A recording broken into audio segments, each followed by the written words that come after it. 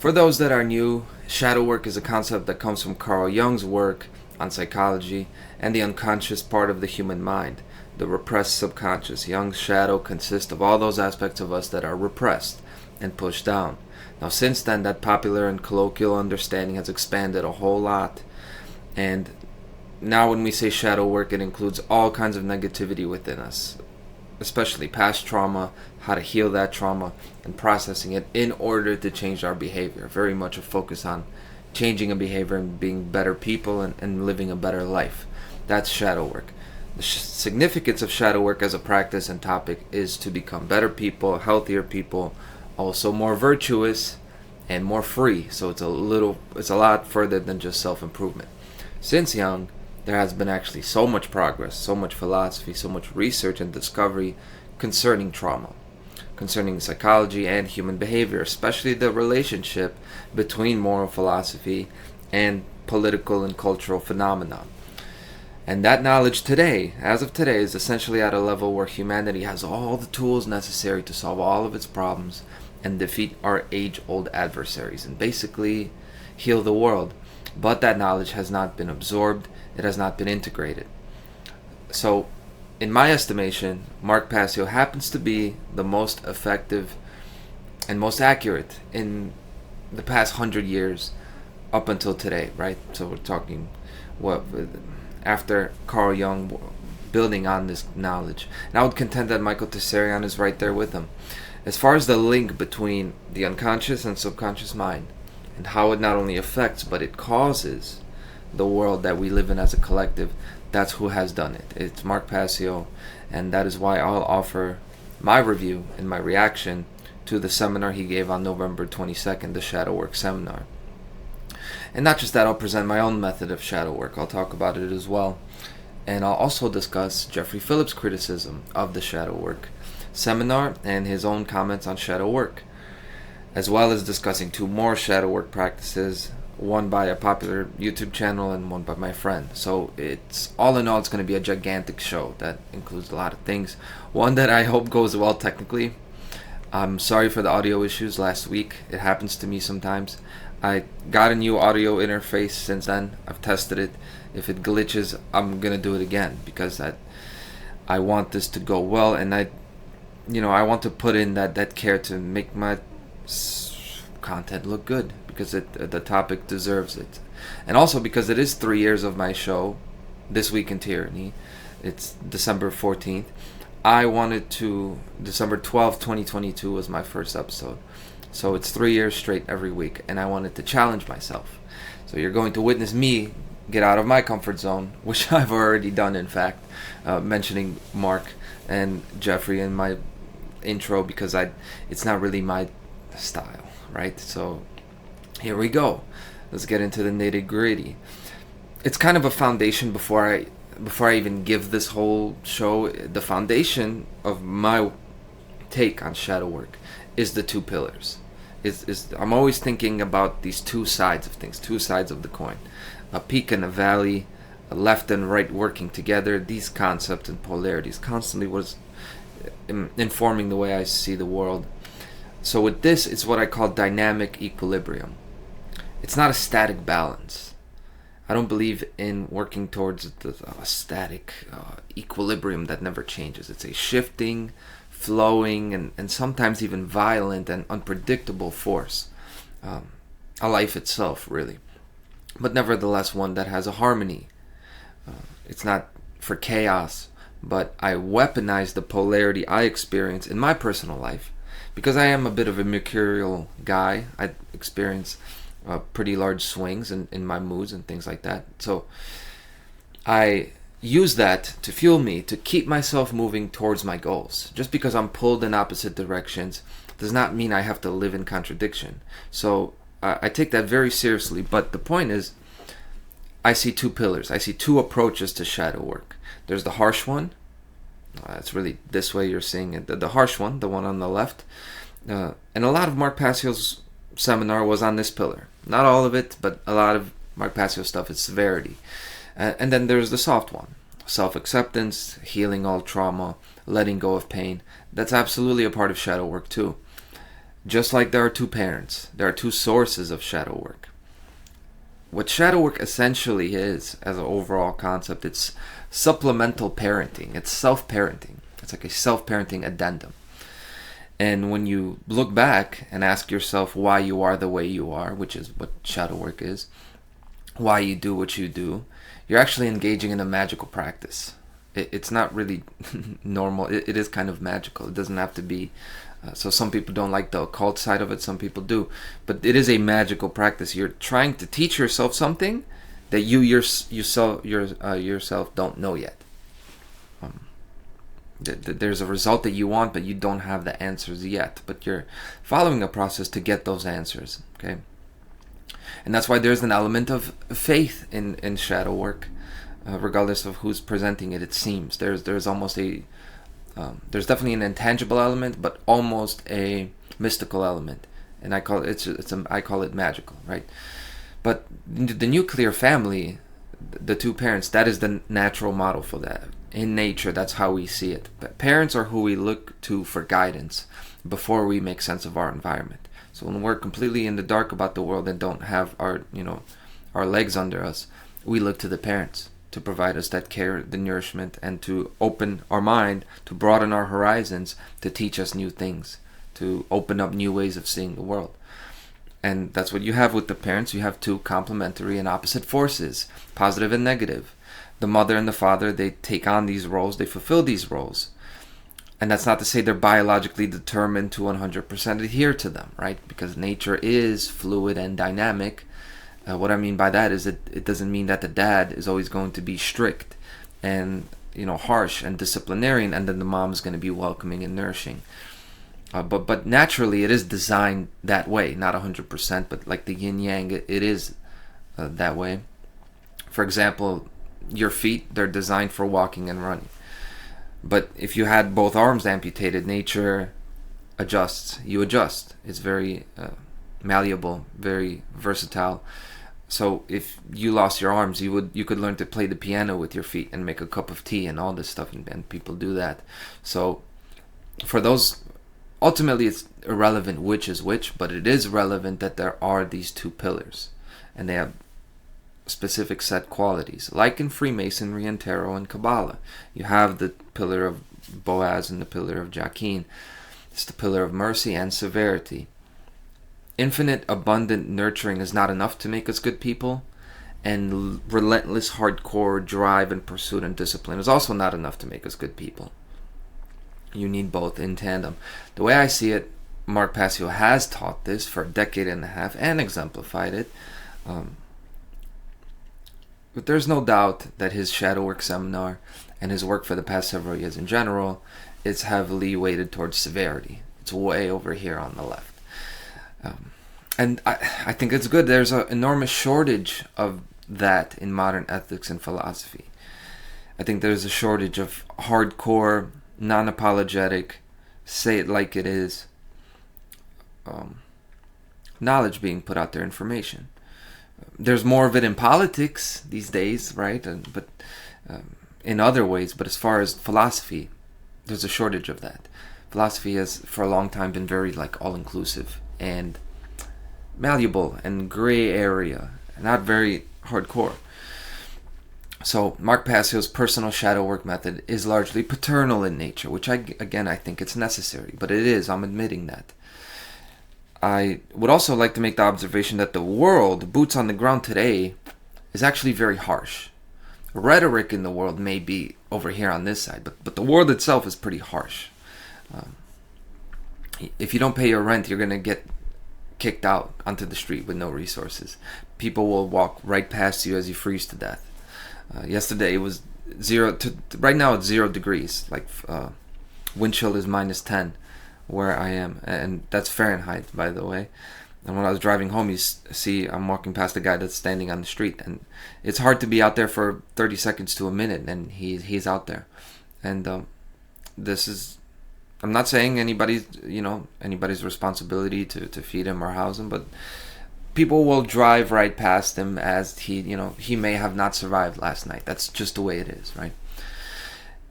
You could lose your job. People have lost their jobs. You will be laid off, and nobody's going to be surprised if you get laid off. You will not be the first one to lose their job and face potentially hunger. Maybe none of us will starve today. You could look at me. I'm definitely not going to starve in the next week, right?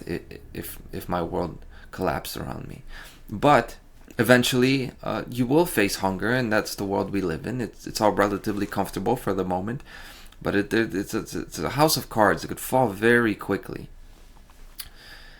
And you will not be the first one to lose your job. If you're wrongfully arrested, no one's going to be surprised that you went to jail and got arrested. There are plenty of open court cases out there, too many to keep track of.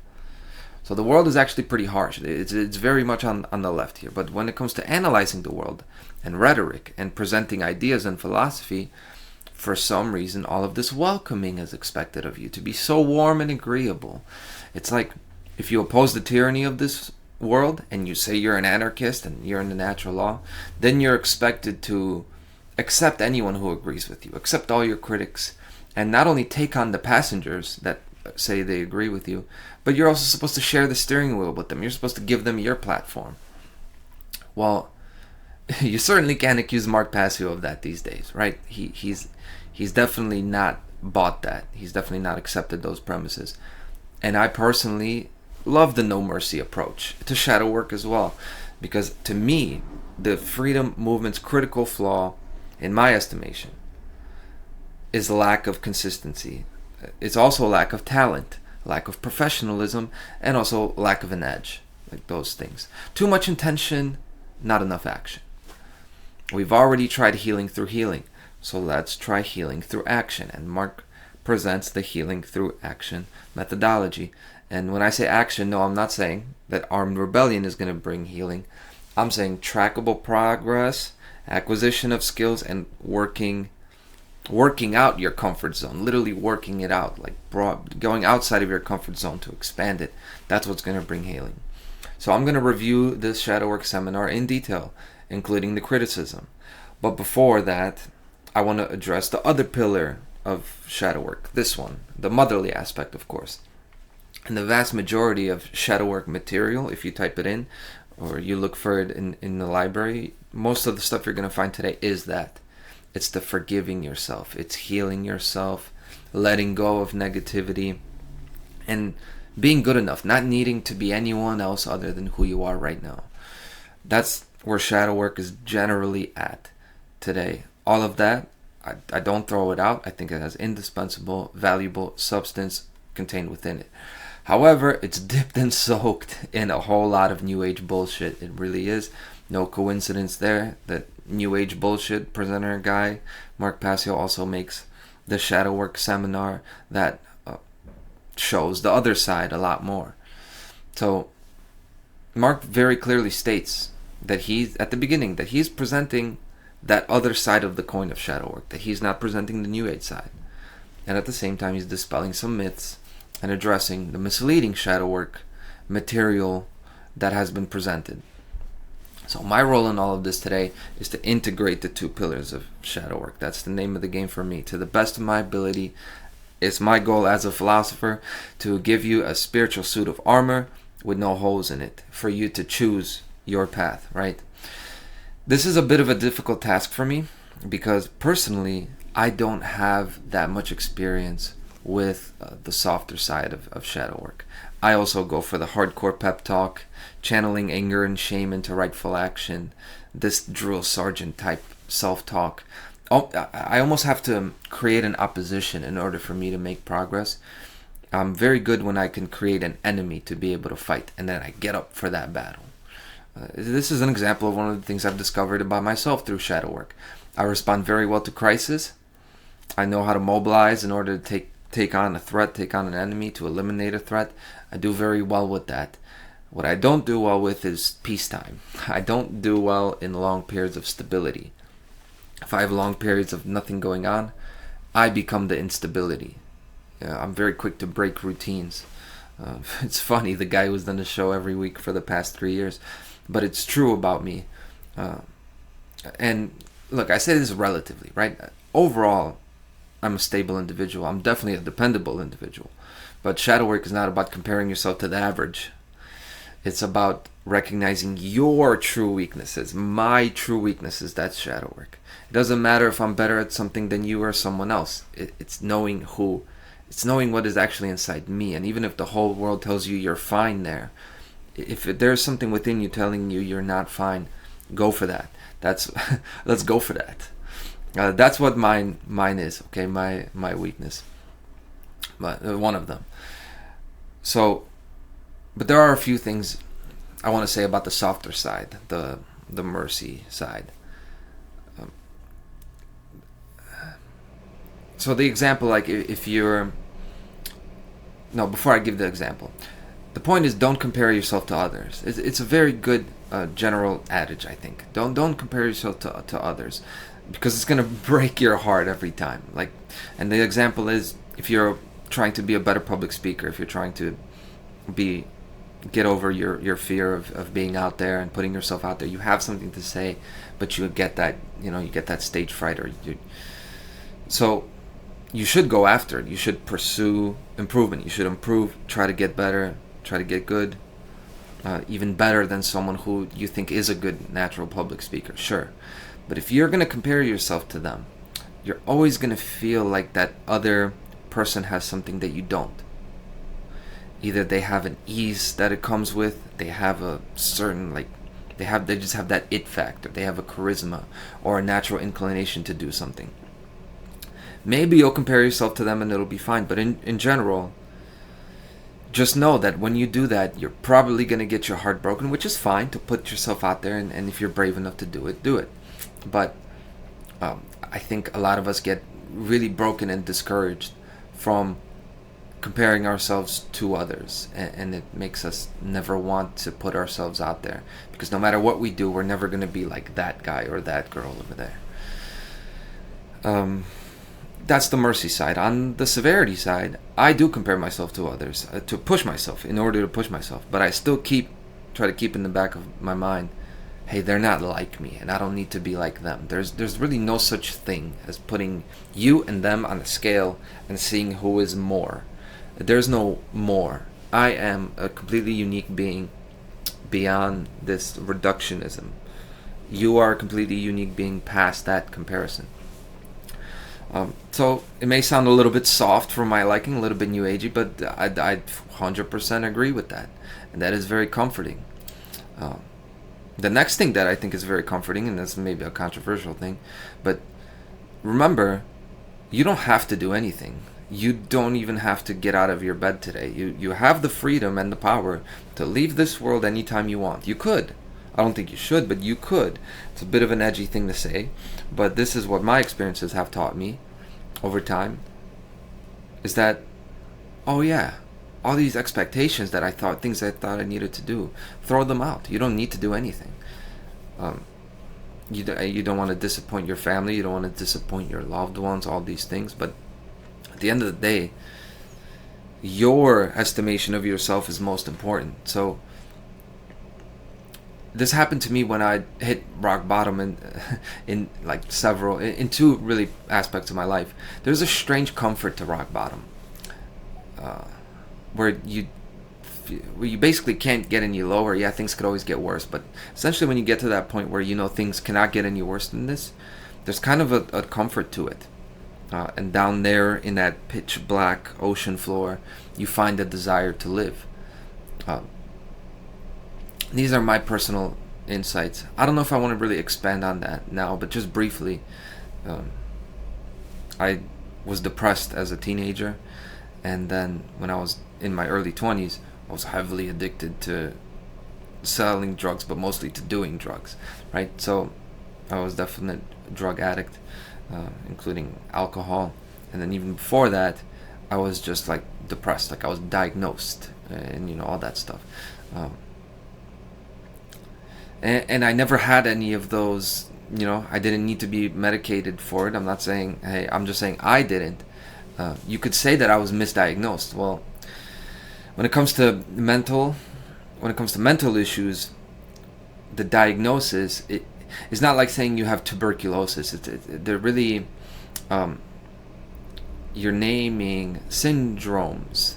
You're naming a state of mind and you can work yourself up into a state of mind based on your behaviors, your environment, and what you're doing at the time.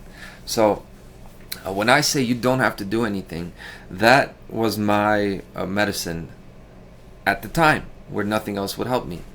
And when I got to a point where I was pretty close to the edge, I was like, oh, things cannot get any worse for me in my head. My life was fine, but in my head, things could not get any worse. And from then on, I started building up, and it was like all the weight was off my shoulders. I remember that. I've never lost that. Same thing when you run out of money and you run out of drugs, and you're sitting there and you're not gonna get high. You've already kind of run off. You've cut all your lifelines out, and you're just basically sitting there in a room by yourself. And you're like, okay, my party's done. There's nothing else I could do but actually try to do it the hard way, even if you got to start from crawling to learn how to walk again. That's what I've learned. Anyway, those are my personal insights on the more mainstream, popular lean of shadow work, the comforting side. Towards the end, I'll play that guy, that YouTuber, who presents that side of it actually a lot better than me. I was impressed by his work. For now, let's get back to the severity, right? Let's get into the main criticisms of the Mark Passio seminar, courtesy of Jeffrey Phillips. And here I am addressing Jeffrey Phillips directly about his comments 2 weeks ago on the VGT Live podcast, the Vegan Group Therapy podcast. By the time this comes out, he's going to have his next episode probably tonight. So, it's not like now he's got to respond to me. Anybody, he could respond to me if he wants. I'm not expecting Mark to respond to me, definitely. But, it is a direct response. I feel pretty uncomfortable about doing that. I've already mentioned it's not my style. I've never tried to talk about other people's work and other people's comments, really, on this show. Unless I'm talking about, like, big picture, like stuff on the news, unless they're out there. I definitely haven't talked about a lot of people in the natural law community. But I'm getting out of my comfort zone and doing it. Definitely talking about Mark's work is not comfortable for me, but I think it is the right thing to do for several reasons. Number one is to drive conversations on topics that matter. This shadow work topic is crucial, and let's be honest, Jeffrey has 4,000 views on that podcast that he did about this. A month before that, he did a podcast about me. Well, not just about me, right? But responding to what I've said, and he got 400 views on that, which, is 90% less. But for our community, that's a lot. That's more than I get. So he generates interest. I respect that, and Mark Passio and the shadow work topic generates interest as well. So why don't we capitalize on that to actually talk about something that matters? That's number one. Number two is some of the stuff Jeffrey says, some of the issues he raises are ones that I've had as well. And it's not to endorse or legitimize everything that he says, but let's be real here. I'm not out here giving him legitimacy. Time has given him legitimacy. The world has given him legitimacy. There's a vacuum of criticism in the natural law community.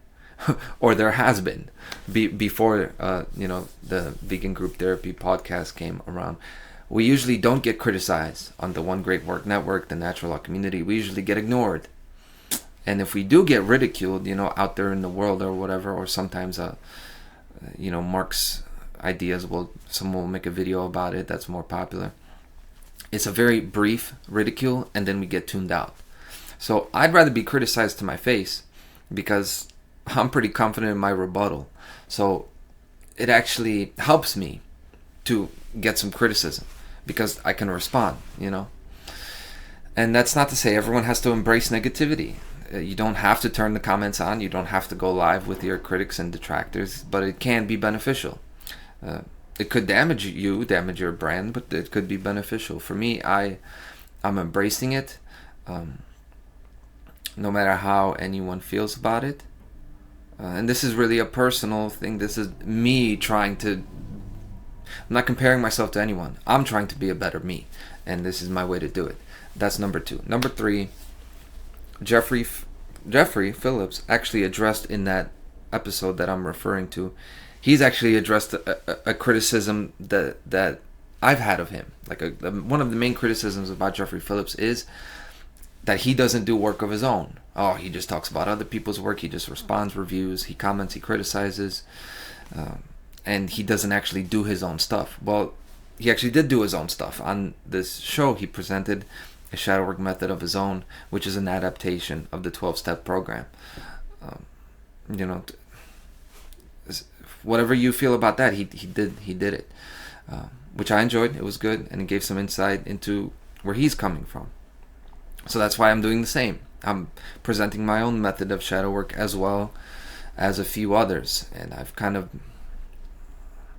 it did take a lot of time. I've got outlines and everything. You'll see it. So let me return the favor, and here we go. Let's get right into it. Before we get into reviewing the seminar, let's get into Jeffrey's main criticisms of the Mark Passio seminar. Criticism number 1. Mark is angry and he repeats himself. Mark angry, repeats himself. I personally love the angry Mark Passio. I know that it puts off new listeners, and the old listeners, they've heard it all before, I know. What is just true, that his over-the-top anger, which started about 2020, that's what made me speak out and start a channel. And I mentioned it before, you know, how I was in rock bottom. It not only made me start a YouTube channel, it made me change my life. It was the catalyst for me living differently. And if someone said it nicely, I wouldn't respond to it. But because it was so confrontational and called me out in such a personal way, I responded to that, and it brought out the more so than just, it wasn't just the anger, but it was the anger mixed with correct statements and pointing out my own hypocrisy about knowing something and then not working towards it. That was specifically What on Earth is Happening show 236, because after that he took a hiatus, and that was the show that made me start my own channel. And a while after that, I got sober. I changed up my life. I changed my job. I changed everything, man. Changed my entire life pattern. Definitely changed my friend group. So, it worked for me. So maybe it doesn't work for some, but it's going to work for those people. Essentially, this criticism that he's angry, that he repeats himself, it's the criticism that he's no longer effective. To which I say, how can he be any more effective than he already has been? I don't understand. It's like expecting a quarterback that's won 7 championships to play into his 50s and 60s. You want him to be on the field when he's 47.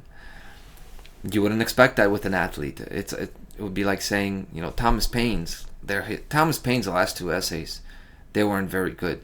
It was really all downhill after he wrote Common Sense. Like, why should he? Is he condemned to make new groundbreaking discoveries until he dies in this world?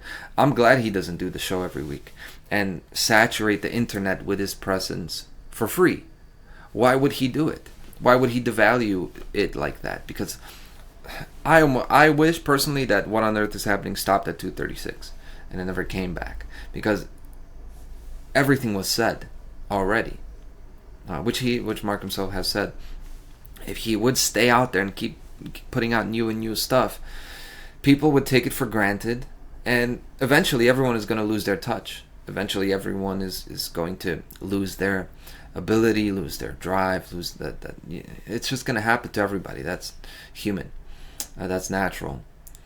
I think if Mark continued to constantly put out new work, honestly, I think it would water down the message, and that happens to everyone. This is part of our kind of YouTube environment, that you don't have an untouchable great figure anymore.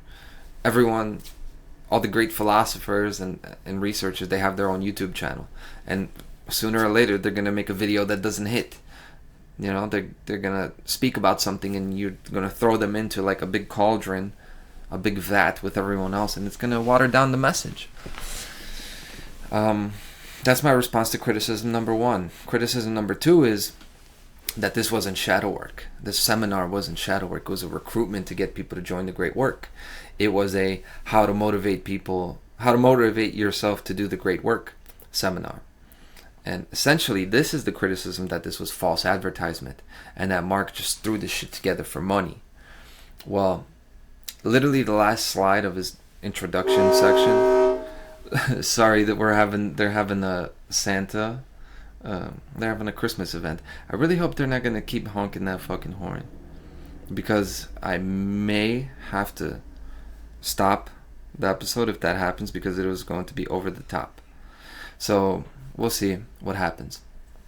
As I was saying, Mark's last slide of his introduction section, his caveats, is it's a drop in the ocean. This is his method that he's presenting, his shadow work method. I remember years ago him on his show talking about that method of sitting in front of a mirror and how he did it, and saying that maybe one day he's going to make a presentation describing this method because people are asking him about it.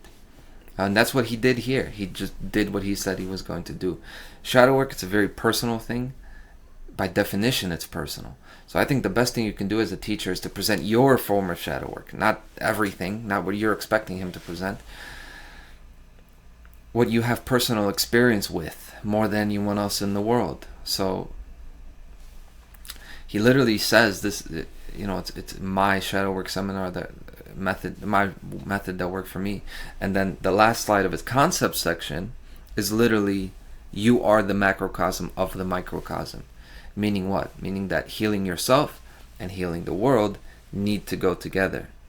So yes, shadow work goes together with what you're doing in the world, whether you want to call it activism or outreach or the great work to spread the message of natural law and objective morality. That is it. That is it as well. They go together. So yes, shadow work does go together with action to get abuse and slavery off this planet. Jeffrey Phillips knows this. You would expect a vegan natural law purist to understand this, right? That it's going to go together with your approach to making the world a better place. It's not just making yourself a better person, right? In a vacuum.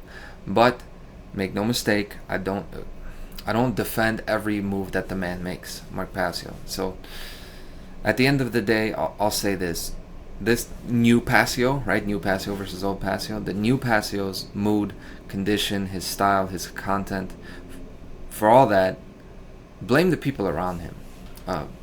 I think he'd be a different person if he had true peers. I feel like Mark has no true peers in this world. And when you're a popular public figure, the people that are going to fight for your attention are going to be yes men. And even if they do have unique ideas, they're going to keep those ideas to themselves. And instead, they're going to tell you what you think they want to hear. They're going to tell that person what they think that person wants to hear. Jeff, former Hollywood guy, he probably knows that better than I do, right? But so that's the thing about blaming Mark for getting angry and repetitive, and laser focusing on this one approach, the great work. You want to blame somebody for that. Blame the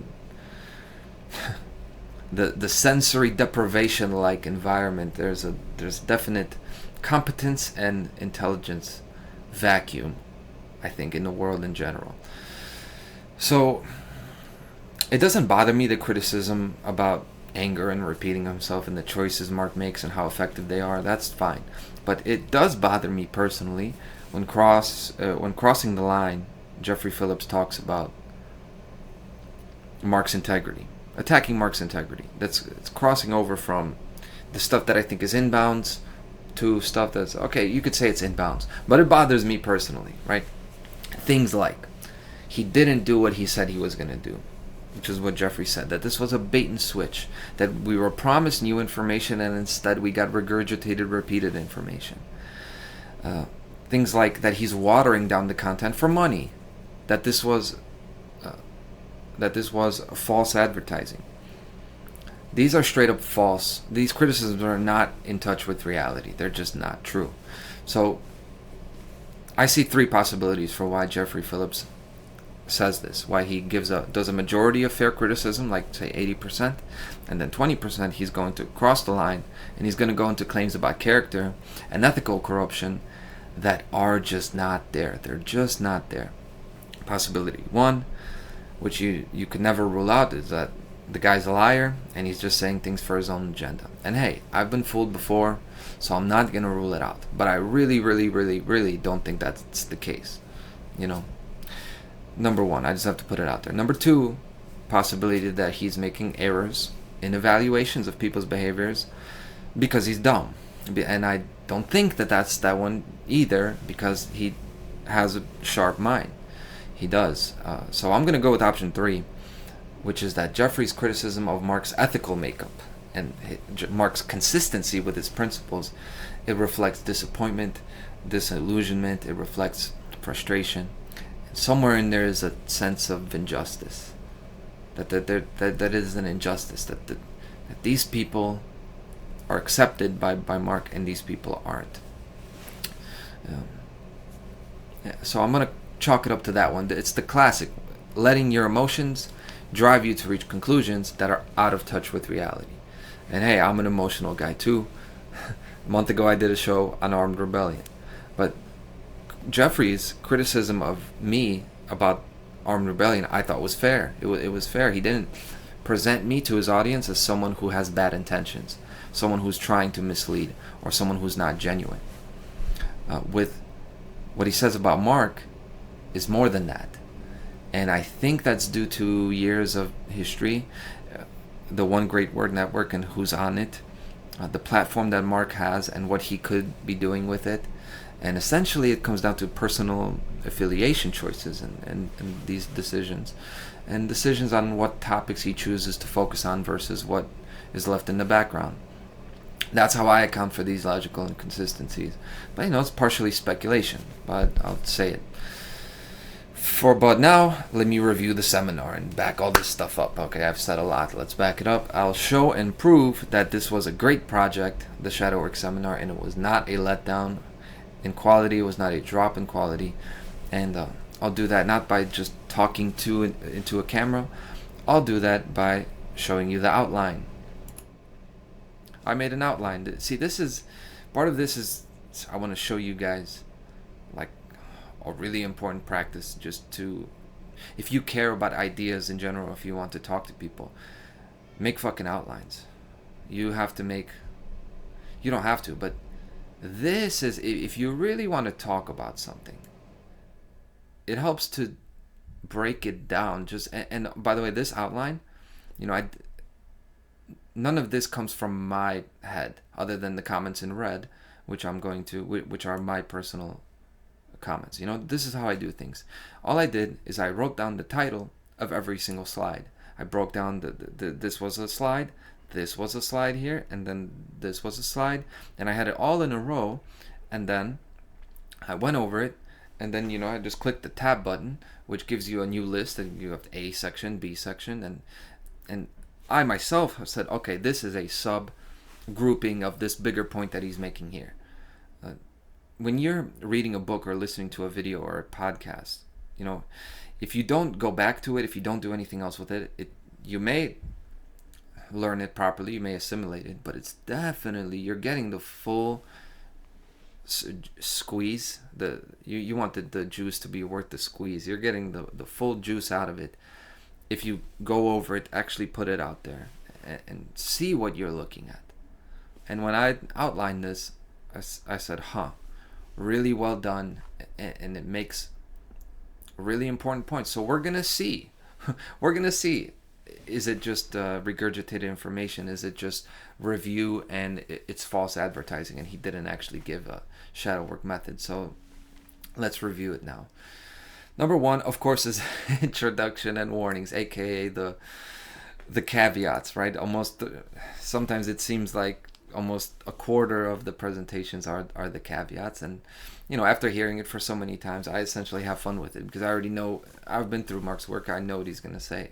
I almost it's like the song that everyone's heard and you want to get to the new ones. Okay, I admit that's there. So First is he talks about what the seminar is, and he makes this point that it's not the New Age version of shadow work. I talked about the 2 pillars. Mark is telling you right up front that he is presenting a counterbalance to the general consensus and concept of what shadow work is. Okay, that he starts off with that. So something is going to be left out, right? Then you have, there's nothing new under the sun. Okay, he didn't come up with all of this. That this is about spirituality. It's not about political or any of these other solutions. Why he's doing this? Okay, he's giving his motives. This is his moral obligation to do it. So if the answers have not changed, the problem has not changed, then the seminar he makes is not going to change. It's not going to be completely different from left field. And then he says that this one really applies to you. So he's really talking about people that already know him. To his students, it's changed. Okay, my notes are in red. It's not for the general public. For a long time now, Mark Passio has been in the centrifugal stage. So if you think about a centrifuge, it's like spinning around and it's kicking everything out to the sides. And this is a stated goal of his. Really, he said it in show 236 that I remember. I believe that was in 2020. That was August of 2020, I think. So 5 years ago, he said this, that he's already presented all of it. He's already presented all of his work. And now he's just going to make things more and more uncomfortable until people stop looking to him and put their own material out there. At first, he presented all of this work and he drew people in, like centripetal force. It was like gravity when he put out all the work about the control systems, about water purification, about human origins, about the banking system, the political system, about the Tavistock Institute. Everyone loved that stuff. Everyone got drawn in. That's how it happened. Then after a while, Mark became a centrifuge. And he's fully in a centrifuge now. He's pushing the birds out of the nest for these birds to fly on their own. With all the knowledge and the skills to be their own centripetal core. Right? We should by now be the new Mark Passios. That's the whole point. So this is why you're getting stuff that you've already heard, because you're getting stuff you've already heard because you've already heard the answer. This is get off your ass and go do it. I don't know why you would expect something new. I really don't, because it's a very centrifugal presentation. And his old presentation was like this as well. I believe it was Why We're Losing. And then he addresses this old Passio versus new Passio. So see how he's almost anticipating the criticism before as he gives the presentation, and you see his logical progression if you outline it. The guy has not lost his sharpness as to the world. So that's the way I see it. Right? He talks about old Passio versus new Passio and why people liked him. And then you have more typical caveats: approach like an adult or go away. Your discomfort doesn't determine what is true. The seminar is a tapestry of information, just like What on Earth is Happening. So he says that it's an addendum to What on Earth is Happening. Meaning what? A continuation of this centrifugal stage. It's just a continuation of What on Earth is Happening, including the shadow work method. So dedicated time and undivided attention is required. And the last one, like I mentioned, it's a drop in the ocean. So he's telling you this is not the Bible of shadow work. There's going to be more. There's going to be things that are left out. He's just giving you his own. And into the concepts and preparation. Not quite the methods, but this is the material. So what is shadow work? Real world action versus the New Age. Again, he's kind of expanding on what he's already said here, and saying, well, this is the first point he really makes, right? That's the first qualitative point or take on shadow work, is that it's essentially the occult process. It's the initiation process. It's a deep dive into occult knowledge. And then he talks about the bodies of occult knowledge, why shadow work is so important. The greatest requirement for freedom is true goodness. Then true morality is not the same as religious morality.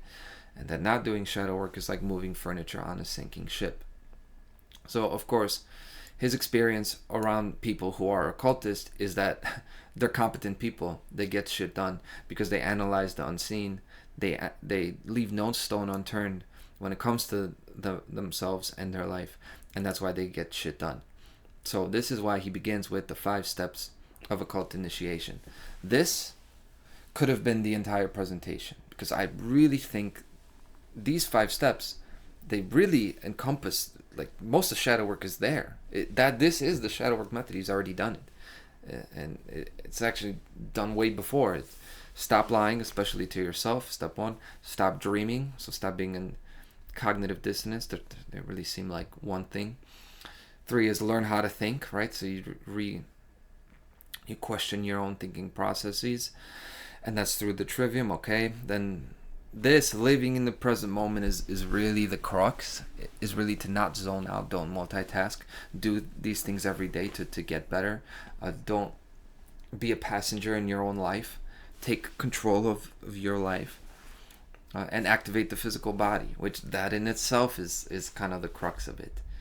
Because I think so many of us, we know the right answers, but we don't physically do anything, including like exercising. It has to be a full body thing. You almost have to get up off the couch and go out and do something. So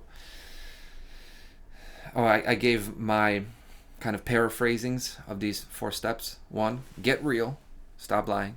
Get harsh with yourself. 3 is you got to demo your whole life. You got to do demolition on your whole life and start over. Not your actual life, but in the mind. You have to start over. You have to question every little thing. Why am I doing this? Why am I thinking about this? This thing that I do every day doesn't make sense. Why don't I try something different? Then 4 is don't daydream. Don't live your life on autopilot. And 5, work. Actually do work in the real world, and exercise too. So the emphasis on physical results is absolutely crucial to me. To me, that's the biggest success of the seminar. Yeah, maybe he didn't present a whole lot of groundbreaking new things, but he said, hey, this is about real measurable results. The requirement of tangible real world results and observable results to accompany that internal spiritual, mental, emotional process of shadow work. To me, that is the shadow work that has worked for me. This hardcore type. Because it is total, for me it was total non-contradiction, non-opposition. It's the missing piece in the freedom movement for many people, and definitely was for me. I understood injustice and all this stuff, but I wasn't doing anything about it. So my words had no weight, and me myself, I felt like I wasn't good enough. I wasn't a good enough representative of it. So I had to get up off my ass, and I'm still hard on myself about it, because I do need to be better. This shows, I think, a step in the right direction with that. We all mean well, we all want freedom, we all have good intentions, right? Still enslaved, world's still fucked up, so go do something. Is this not the most important message at this point? Be true to yourself, don't lie. These are the next slides, talking about why people lie to themselves. How committed are you to truth, really? I'm not okay and may be fucked up. I made a note of this because this is, in a way, this is the first step of the 12 steps of AA. And Jeffrey talked about this. Except the first step is it's admitting you are powerless. I got some overloading here. I hope you're hearing me right with no glitches, because this is going to be a painful one to do again. But let me just keep going. So admitting that you have a problem. That's said that even before the 12 steps. It's said that like the first step of curing your addiction or kicking your habit is to admit that you have a habit. Right? So this is that as well. I'm not okay, but I don't need to stay that way, right? This is about the worldview that positive change is possible.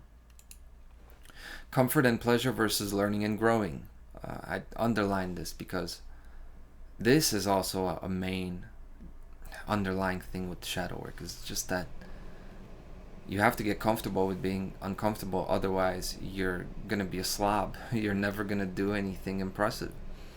As kids, it's easy for us to kind of learn and grow because we have so much curiosity, but as we get older, we kind of get staled and set into our ways.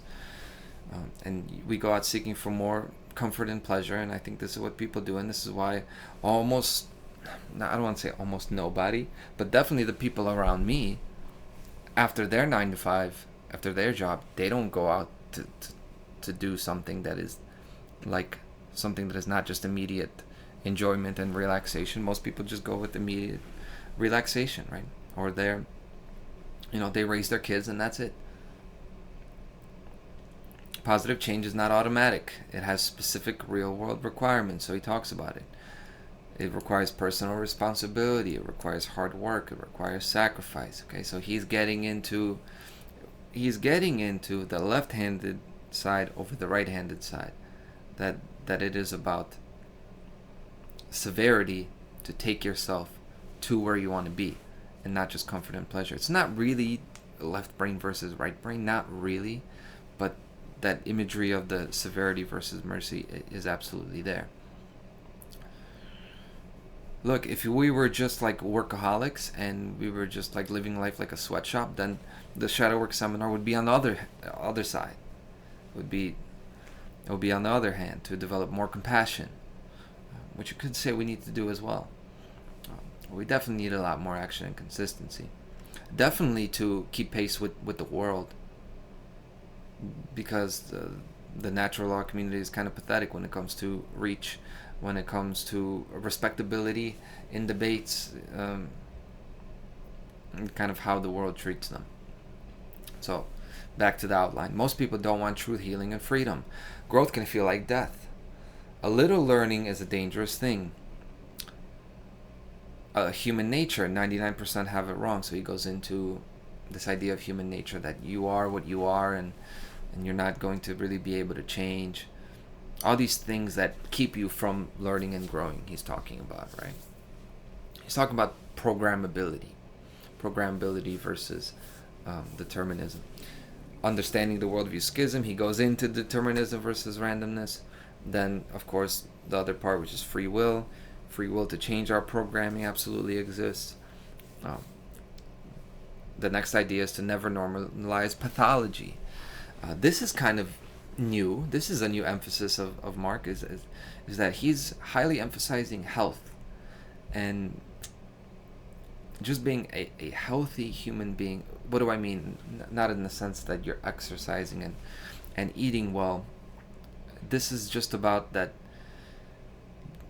what people are doing in the world and just kind of watching the world pass them by. It's not a personal decision they're making. It's not really like a normal choice. It's actually choosing to live in a state of illness. It's like choosing to be pathological. There's enough knowledge out there that you can make the choice to be healthy or be pathological. It's not just, it's actual willful ignorance if you're choosing that. So this is a contention of Marx, is that if you're not looking at yourself, if you're not doing shadow work, you're normalizing pathology. You're saying, hey, it's okay, we're all sick, we're all sinners, and we're going to die like that. That's normalizing pathology. He says, never normalize pathology, never normalize mediocrity. The social engineers want mediocrity and degradation, of course.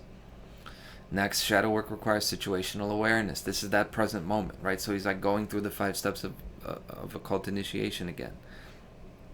Stop sleeping. Not stop sleeping. Freudian slip. Stop sleepwalking. Stop dreaming. Stop clinging to illusions.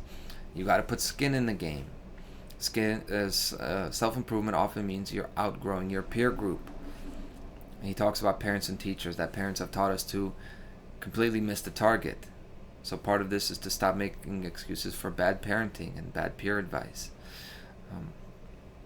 You could tell Mark is presenting just his life experience, what worked for him. This thing about resentment with his parents, he said as much, like this is a key thing for him. You could tell it bothers him very much that he was not pushed to be great, and he could have been. He could have. He's wasted a lot of his life, and he could have avoided that. and you can really see that in him emphasizing these things. And I'm noticing like the little compare and contrast. Like for me, I have very little of that kind of resentment towards my parents, even though they didn't teach me discipline at all. Zero discipline. Um, Allowed me to experience freedom, which I'm grateful for. But this part that I wasn't like pushed to do things. I mean, I did have like basically a library in my house. We didn't have that many food and that many toys and that much food, but we had a lot of books. So I was nourished in that way. But it's just like, hey, this is why you do shadow work. We take these things on differently, but this applies nonetheless. Parents and teachers, they, and this is true. I've been told that throughout my life that, oh, this is good enough. Don't worry about it. When it would have been helpful to hear, no, you should be doing better. Now, a lot of people have this parent that nothing is ever good enough, and this is a trauma and a heartbreak in its own right. There's the other side of it, of course, as well. So, ending this slide before he gets into the actual methodology, you cannot remain in shame-based consciousness, right? That shame keeps you doing these things over and over again, and you never look at your shadow, and you never want to change. Yeah, shame is the lowest form of consciousness, but I think it could be a great motivator. Shadow work is a reevaluation of self-work and self-worth and self-respect, absolutely. And spiritual warfare requires true spiritual warriors. Oh, this is not the end of... Oh yeah, we are almost at the end of his concept. So this is where he's saving his finality of most important concepts in shadow work, and it totally lines up with the way that I've approached it. Before I've ever seen this, before I saw this slide, I did my warrior path presentation. I believe the warrior path is like my second... No, it was later on. But I have a warrior path presentation, which is my own personal shadow work approach, and it was the warrior path, and it was... And this is also the way I see it. It's like, well, I don't really know about this comfort side of shadow work as well, but I know that I got to push myself to be better, and that's making me, that. It's very personal, and Mark gets emotional with this when he reads this, and it resonates with me completely, because this is exactly what happens to me. The times where I want to be better the most is when I think about the resistance to the Nazi occupation and the Soviet occupation in Poland. It's like these actual war, and they're like inspirational warrior stories that resonate with people, that like the 300 Spartans. These are like the things that to this day they like wake me up the most emotionally, get my emotions going the most. It's exactly what I feel, and that's why my shadow work series is called The Warrior Path. So I'm going to read this. I am a warrior. I do my duty. I serve a cause greater than myself. If I was writing my own warrior ethos, I probably don't include that third line. But it's just, I get it, right? But it's all about the self for me. I am a warrior. I do my duty. I don't believe in a opposition or contradiction between your interest, my self-interest, my most selfish self-interest. I think that at the end of the day, the microcosm reflects the macrocosm, and I think the best things for nature are the best things that are good for me. So the things that are good for you and for nature, for the world in general, that is my selfish self-interest. I want to be a better person because I know that's what's best for me. So this, I serve a cause greater than myself. I don't need to go there. I serve myself, and it is to do all the same things that are serving the world at large, to reduce the amount of suffering that I cause, to reduce the amount of suffering that we all cause, to be free for myself, to be prosperous for myself, also for you to be free, for you to be prosperous. So I have to say that there. I am accountable to my community and my family for my actions. So a lot of this, I think, reflects the way we've thought, which is kind of a collectivist thinking. There's not that. Individuality is a very new concept. It's a bambino. It's a newborn baby in the philosophical blockchain of humanity. I blame no one for my faults and give thanks to my abilities. I am governed by natural law. My mind is my most powerful weapon. I train to oppose evil in all its forms. I will never quit, retreat, or cower in the face of the enemy. I protect the weak. I assist the elderly. I care for those in need. I strive for perfection, and I ask the same for those who serve with me. I lead by example and have the highest moral standard. The truth is my constant companion. When the end comes, I will sing my warrior song and go to my reward with honor and dignity. I am a warrior. Absolutely resonating with that, And then he says at the end, you are the microcosm of the macrocosm. So he's saying you have to heal yourself and you have to heal the world as well. You're not doing one or the other. They go together. So did he not do what he said he was going to do? And we may not like. When I hear the phrases "great work," "natural law," and "objective morality," if I hear it enough times, even I'm like, oh, this again. Like, we should all have our own ways, like really unique, different ways to present things. You really just got to be yourself out there, and you got to step outside the shadow of other people, big time. And this is why I never asked Mark for an interview. I'm good. I'm very grateful that I'm on the One Great Word Network. I'm grateful for everybody doing it alongside me. But I never asked the guy for a thing. And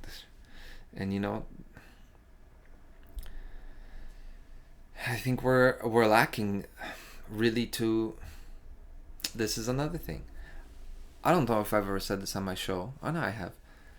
I want to be better than all these people. I want to be better than Mark. I want to have a better reach than Jeffrey Phillips, for sure.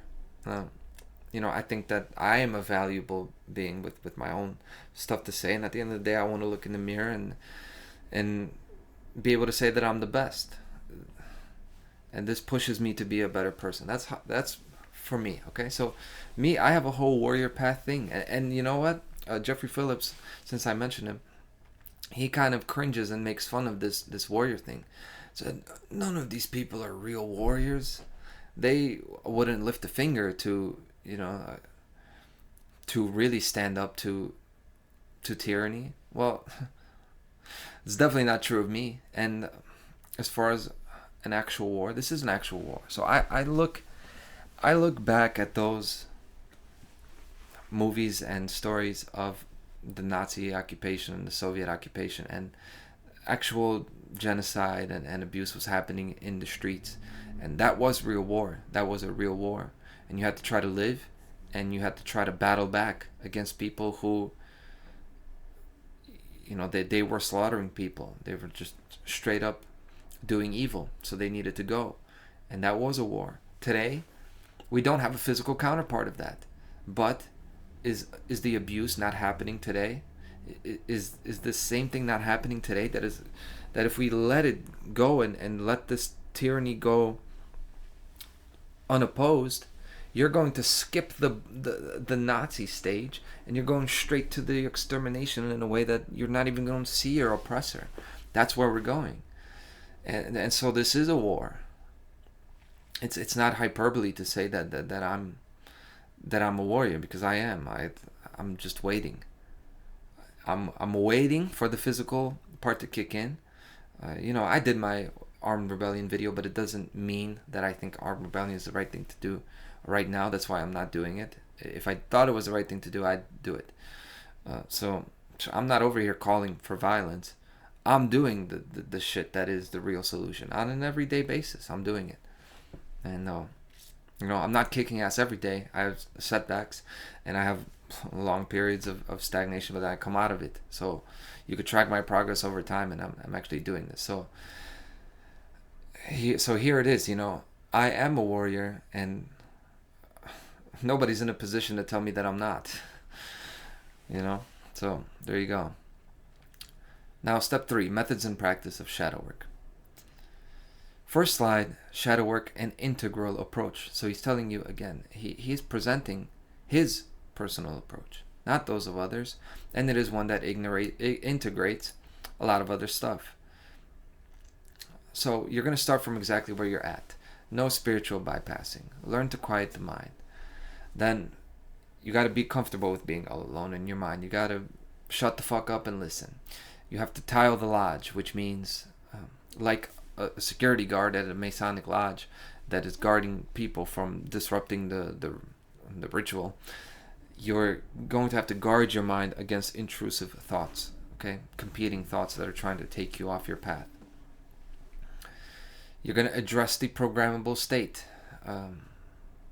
Basically, that it's up to you what you put into it. That's going to affect what you get out of it. And yes, and this stuff we have heard before from Mark, but nonetheless, this is the preparation stage.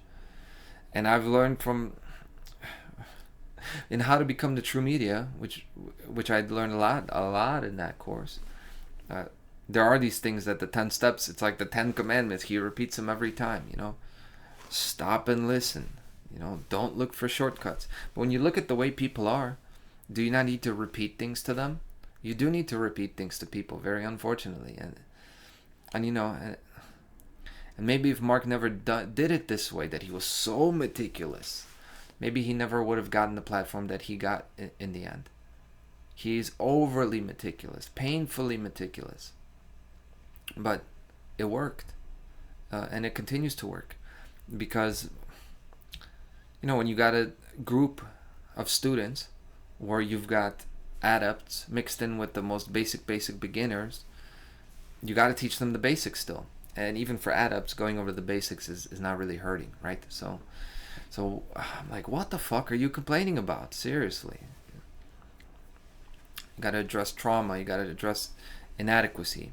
This part, obviously, you know, I'm not going to get into everything that was stated because it would take too long. But there's real trauma. There's real inadequacy. You got to remember, these are like all the things you're remembering as you're preparing yourself to sit down in front of the mirror. We're still not in front of the mirror, right? This is the way life is, man. You got to do like 90% preparation. You got to, in my line of work, you know, you got to get your table ready. You got to plan it out. How you're going to cut this little piece of wood. You got to get your tape measure out there. You got to get the square and everything. You got to know what you're doing. Check it 2 times. And actually cutting the wood and nailing it together, it's like 5% of the whole work. You know, if you watch a plumber work, you're going to be like, that. What's he doing? The guy's just sitting around and walking around. Like, he's not really working. Because the actual plumbing work is like a couple of connections of the pipe, and that's it. But it's necessary. Like, that's how life is. So you got to address all these things. You're going to bring the subconscious to the conscious level. It's going to be confrontation and not escape. The critical role of knowledge and self-improvement. So yeah, I am kind of going to go back to this. Is like, how do you know what you're going to do shadow work on? There's this role of knowledge. But he addresses that. You're facing the true enemies within us. Ignorance, apathy, laziness, and cowardice. This is the best way that we can basically describe it right now. Like, what is wrong with me? What do I need to do shadow work on, even if I don't think I need to do it? Well, you're looking for these things within yourself. Ignorance. What do I just not know? What am I an idiot about? Apathy. What do I not care about? What am I just waving my hand at? Laziness. Okay. What am I just too weak to do, not willing to do? And cowardice. Like, what am I scared to do? This is a good starting point for that. And then he goes into my personal method for shadow work. It's the AAA method: acknowledgement, affirmation, and action. So he talks about how the AAA is basically the trivium. So is he repeating the trivium? No, he's not repeating the trivium. He's presenting a new methodology, but within the same framework that basically you can apply to every part of life. You know, you apply the trivium to your life cycle. Right? You get the childhood stage where you're learning and absorbing everything from your mom. basically. You're like your mom and dad. And then you cross into your adolescence and adulthood stage, where you're going to push your mom away a little bit, right? You're going to push the parents away. You're going to get out of the nest, and you're going to rebel against your parents, and you're going to become more like your dad, and you're going to do some stuff on your own. You're going to build your own house. You're going to start your own family. You're going to be the head of your own family, right? And then you've now went to the other side, and then now that you have these two wings, you're connecting the triangle with your own stage of having children and parenting them and becoming the parent. So it all goes full circle, and then you kind of go back to the mother, you go back to the nurturing, and you integrate it all, and you have this trivium thing, which also the triangle happens to be the delta symbol, the Greek mathematical symbol for change.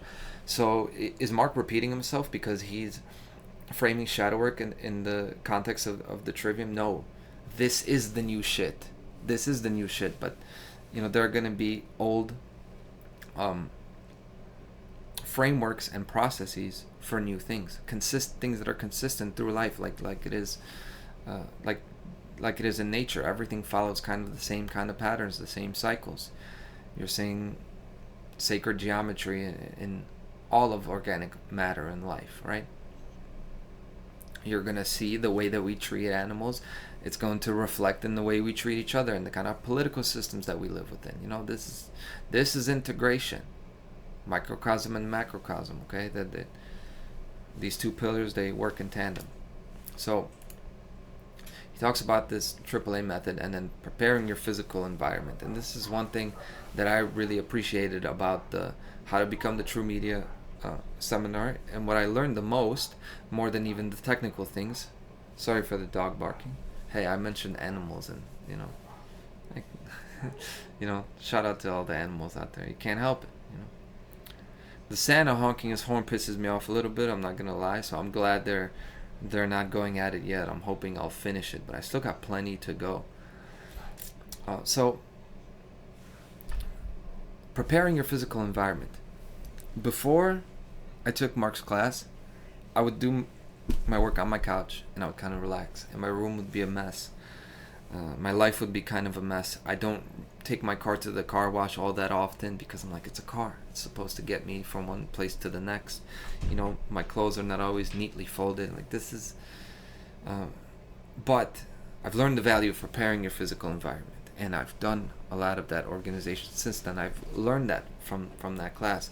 Some people don't need it, right? Some people do. I really appreciate the physical environment. And people wouldn't do this otherwise. They wouldn't put the chair in front of the mirror. They wouldn't turn off all the lights and turn off all the phones. And they wouldn't make sure there are all these distractions, because it makes a difference. Yes, you could put together an outline when you're laying in your bed, but it's not going to be as good because, again, everything is integrated. So if you're laying down and relaxing, and you didn't take a shower or shave, and you're just sitting there with breadcrumbs on your shirt, the kind of ideas that are going to spring forward from your brain, your being, are going to reflect that state of leisure. They're not going to reflect sharpness. Right, so absolutely, I think this is super valuable for people to know. And then he goes into his method. Now here, you're going to get a whole lot of repetition, because his shadow work method is a very repetitive thing. So step one is acknowledgement.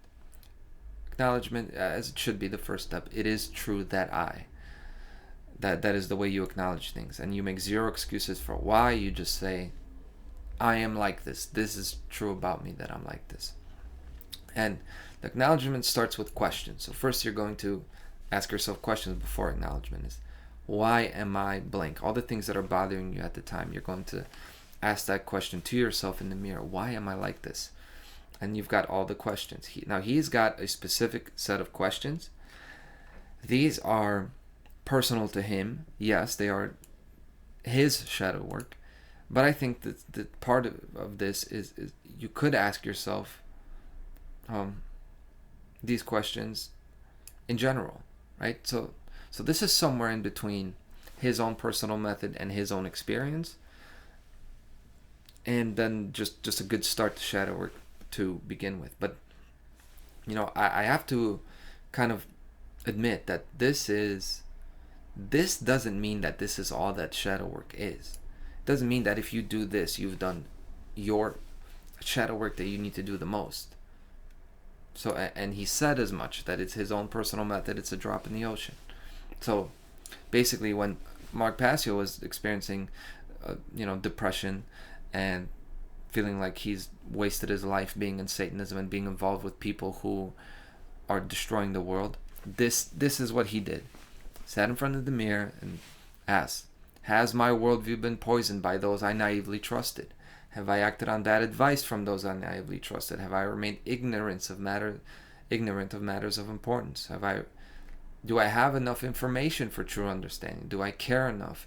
Do I understand the true causal factors at hand? All of this stuff, the guy's a troubleshooter. He, at the core, he was, from the way he talks about it, and you could see this in the way he approaches things. This guy's a computer troubleshooter. Okay, he thinks about things very systematically, and he actually knows how to fix problems. These are the kind of guys who are good general contractors to figure out when things are going wrong in construction. My boss is a lot like this. He's going to go to the basics, and he's going to follow a step-by-step process, like what is going on here. He's not going to get overwhelmed or bogged down by just what something looks like. You're going to kind of strip things down to bare bones and figure out where the problem is. So you're seeing that. And it's good that when you're trying to diagnose yourself, this is what good doctors do. It's the same thing. Have I made an accurate diagnosis of the problem at hand? Do I know what the true solution really is? Have I been lazy just because I want comfort?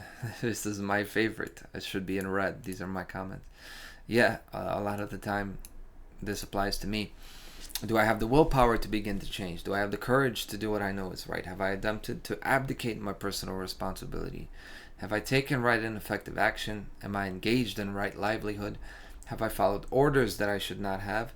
Have I poisoned the worldview of others with false ideas? And we could certainly go on and on. There are more. So basically, this whole stage, acknowledgement, is about saying to yourself, I was wrong.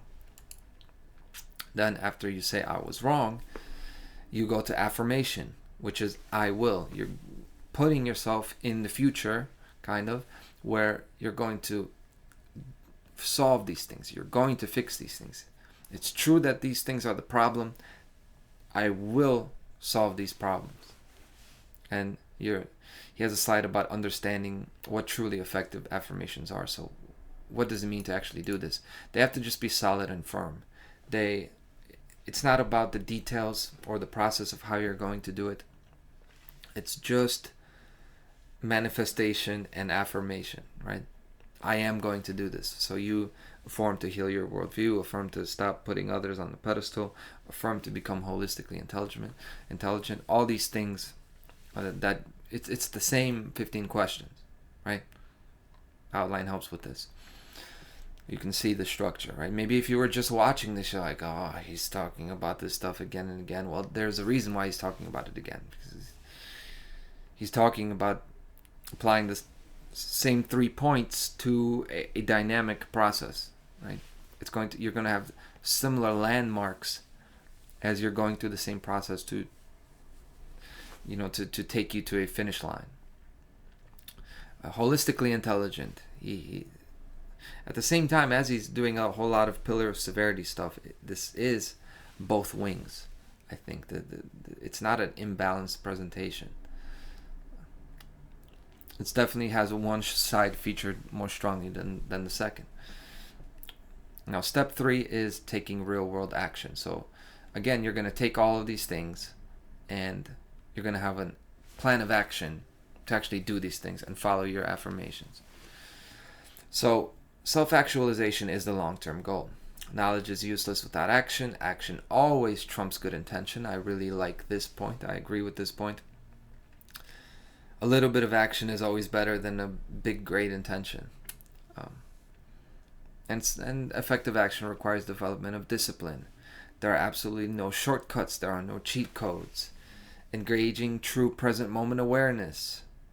So again, he's like going through those 5 steps of initiation.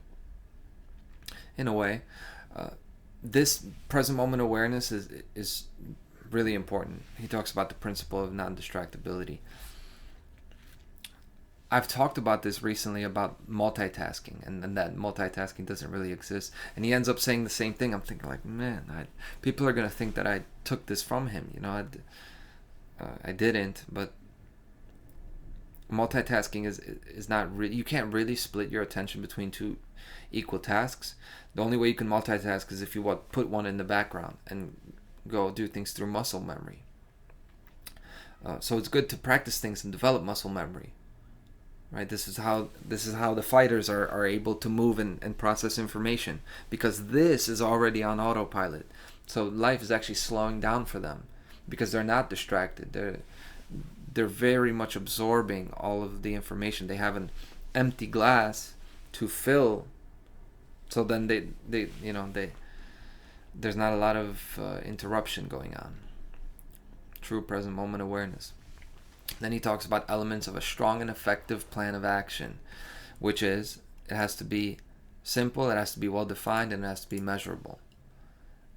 Again, as I've said at the beginning, I think this is the biggest success of the Shadow Work Seminar. It's telling people that don't just go towards a lofty goal. Give yourself incremental goals and actually look at it. Actually look at yourself. I did this I was already doing my show. This is when I still had two websites. I had the Freedom Current, and I had This Week in... I had Truth and Law, so I was doing two at the same time. And I noticed that I was doing the great work, right? But I was still... I knew that I was wasting a lot of time. So what I did is I made a little calendar. I should have it. I don't want to go get it right now, but maybe I'll... And I just drew out... actually made like a grid of the days, and so every day I had 4 categories, and one is working on Truth and Law, working on the Freedom Current, working on researching, so it's a reading or researching things for myself, and I don't remember what the 4th one was. Maybe it was it was working on my website, my social media accounts, or stuff like that, right? Like my actual technical stuff.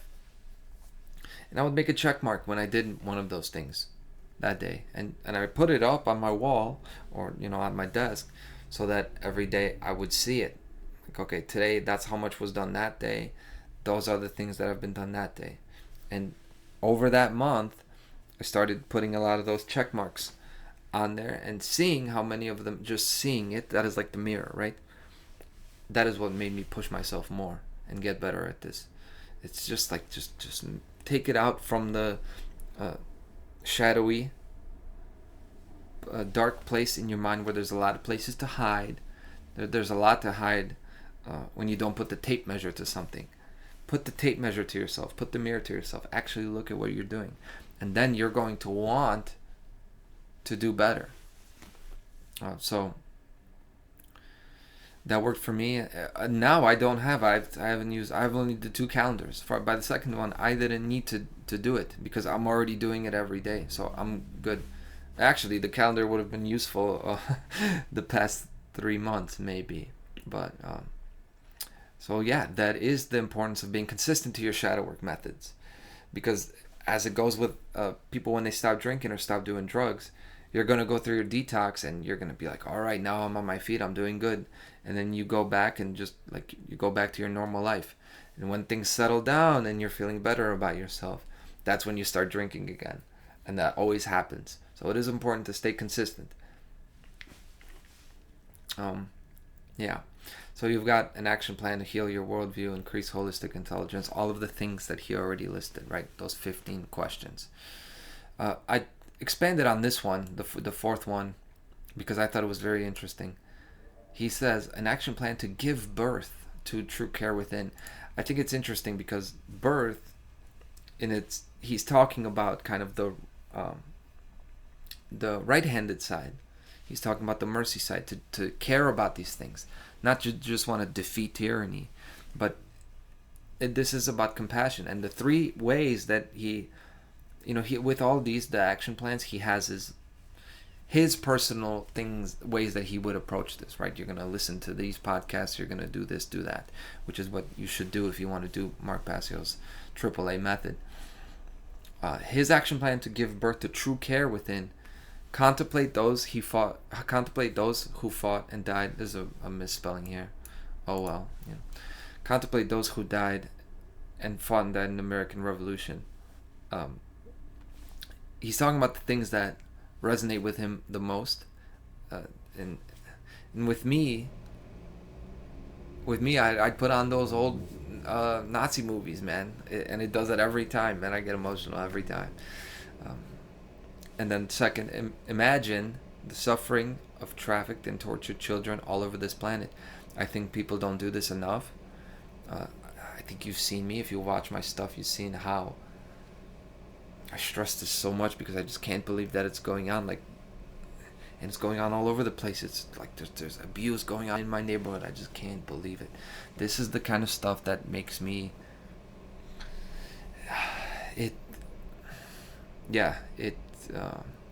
It's difficult. It's difficult to live in a world like this, and I just don't understand. Like, everybody, do people not care about children? Part of this maybe is a weakness of mine, that I cannot feel as much compassion for adults as I do for children, and I should. It would be good. I would treat people a lot better, but with the children, I just feel it right away. So with Mark, it's the same thing. 1 and 2 makes a lot of sense to me why I resonate with the guy, and you know why I've resonated with him from day one, from the first time I heard him as a guest on the show. It was right away, and it makes sense. And 3, research and understand the suffering of animals. I think most of the One Great Work Network are not vegans. Well, I think a lot of them are meat eaters, and most of them are not vegans. And you know, it is just true that is kind of like an elephant in the room, and that part is true. So I kind of put that in there for Jeffrey, who I hope is still watching the show, that hey, this guy is you know, as close as it gets to the kind of moral consistency that you want out of the One Great Work Network. And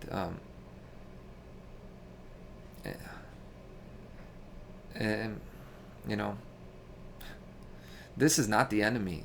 You know, he's on our side. Or he's on the side of the change that we actually want. Anyway, right action is endless. All of these other points. Then, after presenting his method, he gives notes on other shadow work methodologies. I found it very interesting that he lists only 2. Kind of shows you how valuable he sees those other 2 methods, and one of them I do find very that has been valuable to me is entheogens and psychedelics. This has worked for me. Well, I think it's hard to say, right? It's hard to say. Maybe if I never would have taken LSD, I would have still been as creative, you know, as open-minded. I don't know, as motivated, as unbothered by worldly obstacles. But maybe not. You know, maybe it did open me up. Maybe it was. But I've experienced great trips and bad trips, and it was quite the journey when I did it. Emotional, and nobody can accuse me of wrecking my mind with psychedelics. I've wrecked my mind with alcohol and cocaine and things like that, no doubt. I've limited the top potential that I can reach, but I haven't. There's still a lot there. So my message, with briefly mentioning that, is no matter how much you've messed yourself up, I don't think anyone has messed themselves up permanently, and there's always a way back. Now, the other shadow work methodology I haven't used is emotional freedom technique, which I think works, which I think is great, and I haven't done it. I need to try it. You know, would be good. Part of the problem is, it's not that I try to be too macho with my stuff. It's just when things are too soft, I I can't do it. Maybe part of this is going back to my childhood, so I need to work on it. I never wanted to see anyone to see me cry, or to, do you need help? No, I don't need help. Part of this is maybe just kind of what most men are like. It's not just me. But anyway, practice forms good habits and progress. So practice doesn't make perfect. It makes us less imperfect. Don't find the time to practice. Make the time. We're getting close to the end here, and integration is the first step to integrity. I think it's so interesting that he has this integration thing, emphasizing it, and my main work is called Integral. I'm writing a book, which is going to consist of all this stuff. I think part of the problem is,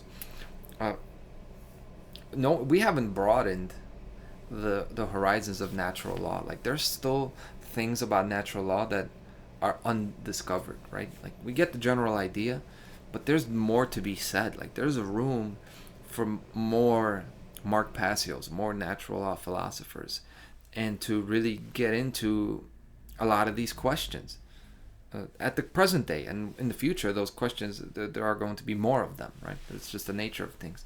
So I'm going to tackle that, but, I've tackled some of it, but I really do want to write a freaking book, man, and I think it won't be a waste of paper and ink, Then he talks about defining personal shadow work progress. Again, I think this was very important, is that his stuff is measurable. It's not just abstract. A lot of this is abstract. Like, how are you going to heal the inner self, and how do you know how much progress you've made? Well, he talks about it. You set the bar high, you don't set it low. Are you dissolving false mental constructs? Are you dissolving ego identification? This, I think, if I was going to have criticism anywhere, it would be like this, because, and I'll talk about it at the end, but the process is airtight. But there's an issue with, like, how do we know what we don't know? This is why it's a magical process to begin with. He talks about the health thing again. True health is a great measure of success. Overall health, integrated health. Overall, how am I feeling? And then this one, I put a big note to self on this one. If you are stuck, don't be afraid to ask for help. Because as I mentioned before, I don't know honestly, I don't know what's the last time I asked for help with something. I really have to think, like, I don't know how to do something. How do I do it? Like, I've asked, I don't know how to, like, build something at work, or, like, I don't know how I have to, what I should do here. But in general, when it comes to my life, I haven't asked for help since I was probably like 5 years old. No, I was like 8, no, maybe 10. I asked my mom how to be popular, or, like, how do I get people to like me. It's a funny thing that I was concerned with that, but we're all concerned with that. This is true. So yeah, but I remember even back then, I didn't like how that came out, so I cringed myself from back then. So since then, I never really asked for help. Okay, is what it is. If I can think of something, I must have done it. I will come back and I will make a correction. But so and I laugh, but it's not something I'm proud of. I think it would make me a better person, a stronger person, to ask for help. I don't think this is an indication of, look at how alpha I am. It's an indication of, look how dumb I am. In that sense. You see, we're getting close to the end. Perfection is an enemy and does not exist in reality. Failure is a teacher, and it shows us what not to do. Giving up on yourself is never an option. You keep moving forward. It's about self-respect. It's about self-love, to keep moving forward and not stay in the state of sickness. Also, he talks about forgiveness and letting go. So this pillar is not neglected, right? Conscious parenting. Passing on self-improvement. At the end of the day, like, I'm talking to mostly parents out there, and this is what it's all about. I know that things happen and environmental factors happen that a lot of us can't be as good of a parent as we would be now if we were given the chance. But, like, on a cosmic sense, this is the solution. Like, teach the kids to do this, to work on themselves. And I mentioned this in the beginning, before I even got into anything, is that shadow work is essentially an addendum to parenting. It's a continued parenting. So as parents, we need to teach kids these processes, how to see yourself, to kind of not lock them down, and close as few doors for them as possible. Leave all the doors open for them to be able to do things on their own in the future. And speaking of the future, work upon the self is never truly finished. So no, Mark doesn't say he's done all the work and all the shadow work, as Jeffrey Phillips says. Although, I hear it sometimes. Yes, I've done. He's talking about the worldview shadow work when it comes to not being tricked by ideologies, and not arriving at conclusions about individual property and natural rights, right? So I don't think he's claimed that he's done all the shadow work in the world, right? According to his second to last slide, so you'd think he'd say the most important things here, and that's what he says, right? His last slide is the great work is what makes us free. It was, at the end of the day, it's Arbeit macht frei, which is interesting. So he's doubling down on, no, the great work is the way to do shadow work, and this is his method. If he's teaching his method, this is his signature. What is the problem with that? And ultimately, with thinking, keeping in mind the microcosm reflects the macrocosm, this is basically saying, hey, all this shit in the world is not going to fix itself. We got to do it. That's all it is. And that was Mark Passio's shadow work seminar. I don't think this was thrown together for money. I don't think this was just repetition. I definitely don't think he's lost his touch when it comes to logic and what is truly necessary to be a better person. That is my contention, and you can agree with that or not. Now that I have said that, let's close that. An hour and 36 minutes into it. Okay, so I do have one criticism of my own with the shadow work seminar, and I kind of mentioned it at the end. The crux of the issue becomes how identification of what questions to ask. You have to know what questions to ask. And the problem is, how does one know that one's worldview is pathetically incorrect and effective? How do you know that you're fucked up and you don't know that you've listened to bullshit, right? Because there are plenty of people who pay attention to the Q stuff and they think their worldview is correct. People who pay attention to, I don't know, interplanetary politics, and they think that that's important in what happens in the world. What the Pleiadians are doing and all the white hats, right? That's not the only kind of out of touch worldview out there, but I'm gonna stick on that one because I think it's those people are very close to my circles, so that's out there. So how do you know that you need to do shadow work to rid yourself of that distraction? They understand globalism, they understand Satanism, they understand the banking system, the health system, all that, and there's a lot that they do have correct. But they could have the figurehead, savior, fairy tale that makes you, think that Trump is doing something good. They've bought the savior fairy tale. It's like, you could say it's overly wishful thinking, like a little bit naive and optimistic. How is that person supposed to know that when they get in front of the mirror, that's what they're supposed to ask? That's the criticism I have with the Mark Passio method, but it's not really a criticism. It's like this is why shadow work is difficult to explain 100% and give a presentation of it. It's not going to be like demystifying the occult. It's something that's personal, so there's always going to be an uncertainty area. If it was easy, we would have done it already. But Mark's mirror method, the acknowledgement, the affirmation, the action plan, it's airtight as a process. It's really a really good process that I haven't even tried yet, but I will. I could see that it works. As you do aspects of this and you get results. So if you actually do the results start to finish, you don't think you're going to get good results, you are. The issue that remains, however, is the same issue that we all face when we're talking about shadow work. It's trying to explain the step before acknowledgement. Like, before you go to acknowledge, how do you know what to acknowledge?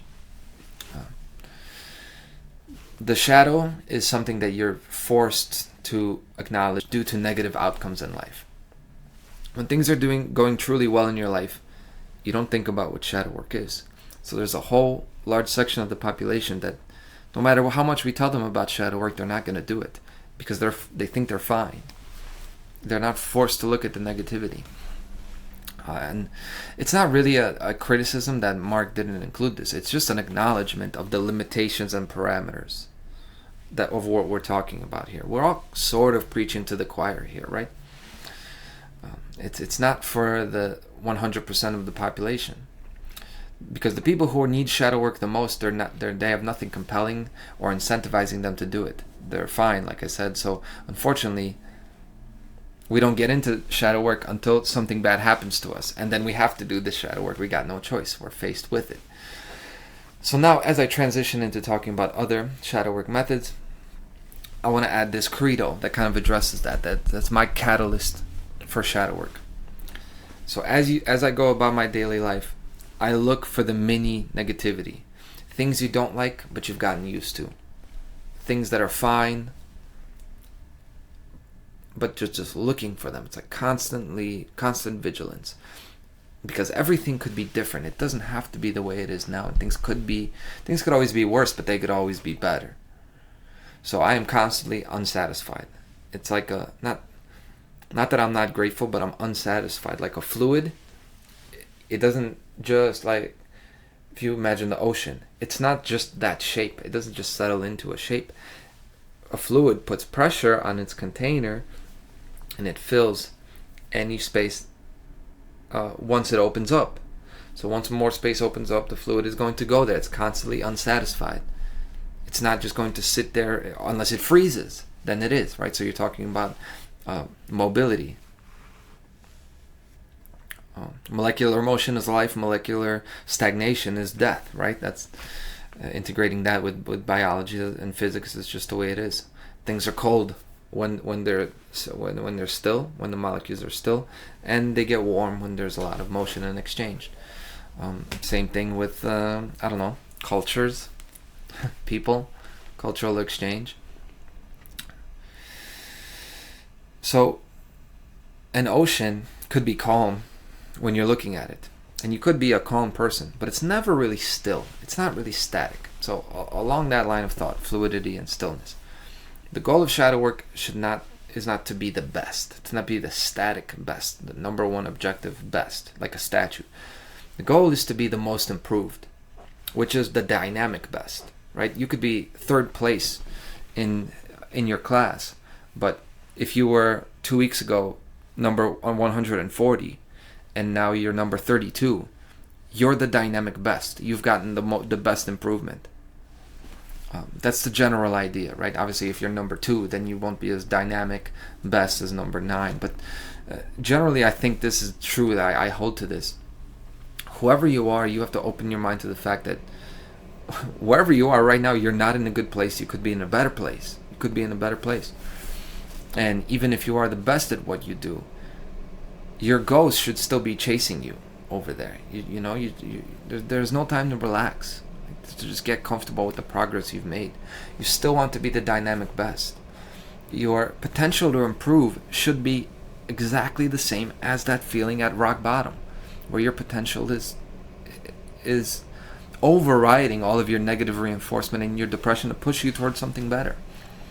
If we could only wake up with that every day, the world would be a better place. So I get that this is a restless way to live. This is a never satisfied way to live, right? I get that it doesn't sound fun, but it's not like I never get to relax. You get to relax, but as your spirit already has this embedded, you don't ever really get to relax. This is why people get depressed during long periods of stagnation. If you just don't do anything, don't improve at all, just sit there, over time you're going to start to feel bad, because within us it is encoded that we want to be trying new things. So obviously we do get to relax, and it's not just hard labor 24/7. And there's a comfort to my emphasis on the dynamic best. It's not just a pillar of severity thing, it's a pillar of mercy thing as well. When you compare yourself to others based on where you are in the field, it kind of it's not that it lowers those expectations, but it does. It kind of loosens. You can loosen up because you don't have to be the best. So yeah, you can fail today, but you always get a chance to succeed tomorrow. It's funny. It's the only endeavor where everybody gets a first place trophy. It's the only place where you get a participation trophy for trying, because you constantly can improve. And Mark talked about this, which is why I don't think the seminar was as unbalanced as it may seem, and I don't think it was as repetitive as Jeffrey Phillips has stated. So what's the common link with the two pillars? It's both are there are two ways to deal with trauma. There's two ways you deal with trauma, which really I want to, instead of trauma, I want to use the word injury. Trauma is really injury. Trauma is a word already has the connotations of like the shadow work connotations. We're talking about an injury, right? The high I forget what the acronym's called, but when I got in my car accidents, it was described as like a traumatic vehicle injury, or it was some kind of like a thing that involves trauma. Trauma is a medical word. It's not a lovey-dovey word. It's not a new age word. It's a medical word, a scientific word that means injury. Okay, it's talking about damage. So when you're injured, there are two ways to heal. Generally, one is you start from there and you move forward. You integrate that injured part into your system, and then you go for best long-term integration possible. So you're just trying to deal with it, acknowledging that it's never going to go back to as it was. So an example of this is like if you have to walk with a limp, right, because of nerve issues or whatever. But like my knuckle, this here, you could see it. So my knuckle is broken here. My hand is broken, this bone, and I didn't know it was broken until the swelling came down, and I went to the doctor for it, and he basically, and I couldn't move this finger because of that, and I went to the doctor, or a hand specialist, and he said there's no point in trying to fix this. You put a rubber band. He gave me a rubber band to put on my fingers, and he told me to keep doing this little by little, which I couldn't do, but keep working out this muscle. As you can see, it's still not as good as this one. I could be working it out better, but over time that did happen, and basically tightens the ligaments and or tendons. I'm not sure which one it was, and now I got a functional hand. Even though my knuckle is pushed back. So that is the method that we generally use. You get an injury, and if it doesn't heal, it doesn't heal, and you just learn to live with it, okay? This is kind of this pillar, the right pillar. The second way to heal is to re-break a fracture to heal it properly. Sometimes it's not fine the way it is. You have to open it up. You have to do surgery. You have to trade short-term exposure to pain, trade that for long-term proper healing, okay? So these are basically the two pillars of shadow work. And now that I've said that, I'm going to go into my own personal shadow work method. Here it is. So, step one, you write down the things that you love and hate to experience the most. So you're looking at, again, you got two separate forces. You're looking at, like, what do I like in my life? What do I wish would happen to me all the time? What do I wish would never happen to me? And things I don't like. This is my personal list, right?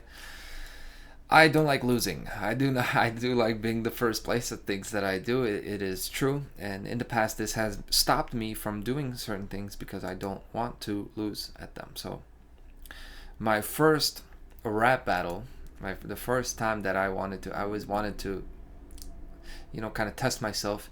And, I was better than this guy, but I just got nervous. and I just didn't say anything. I said, "Oh, what you're saying is just gangster bullshit. It's not really a battle, so I'm not gonna battle you." This was like one of these traumatic experiences for me, because I froze up. I was like, I'm in 8 Mile. It's just okay. Like this happens. So, um, things like that. I don't like to experience that.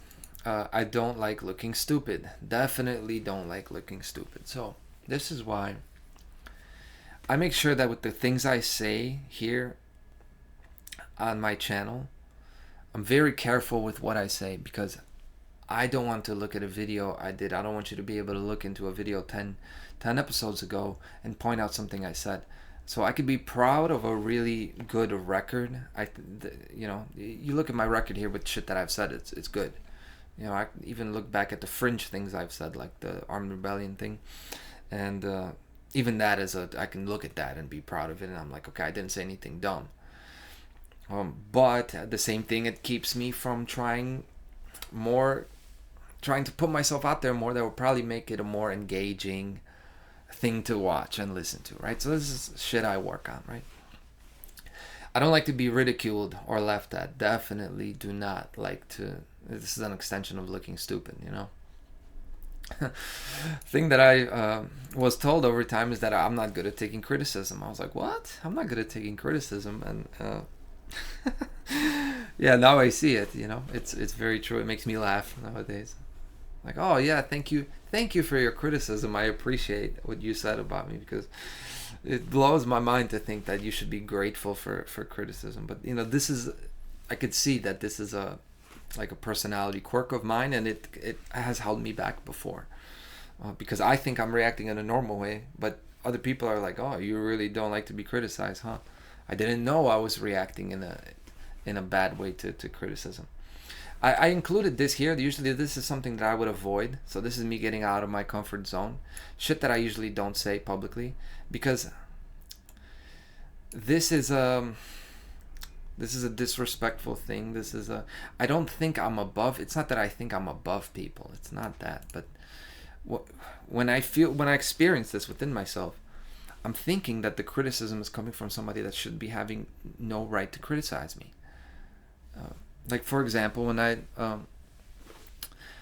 this who told me that I was not good at taking criticism, it was somebody I worked with back when I was before the job I usually work with now, and I showed them some of my music, because this is when I started to make more music, and they're like, oh yeah, it's good, but it's a bit quiet, it's a bit quiet, you can't really hear you. And they were right about that, but just basically on how they were comparing me to like different type of music and what it's like, and that with my stuff you'd have to turn it up to hear to really to hear it well.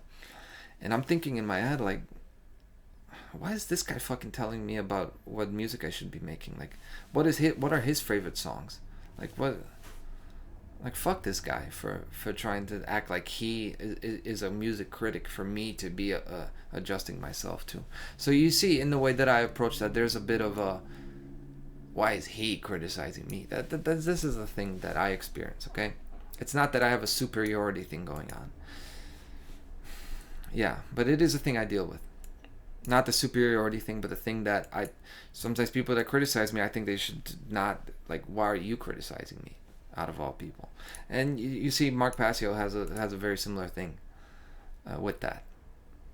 With him, I think it's more justified, but let's move on. Being fat and lazy, big one. I don't like being fat and lazy. I don't like to experience this. I've kind of sharpened up my physical activity and my eating habits the past few days, but not really the past few days, because, and this is the thing, people are going to tell you, oh, it's the holidays, everybody loosens up a bit. Fuck that. Don't live on that schedule, man. You got to be okay with yourself. You got to do right by you. So if there are things you don't like to experience, anyway, we'll talk about this later. Right now, first, just make the list. I'll get into why that's helpful in the future. I don't like losing self-control. So I'm actually not an aggressive person, even though I have a lot of aggressive ideas, and I could be very aggressive.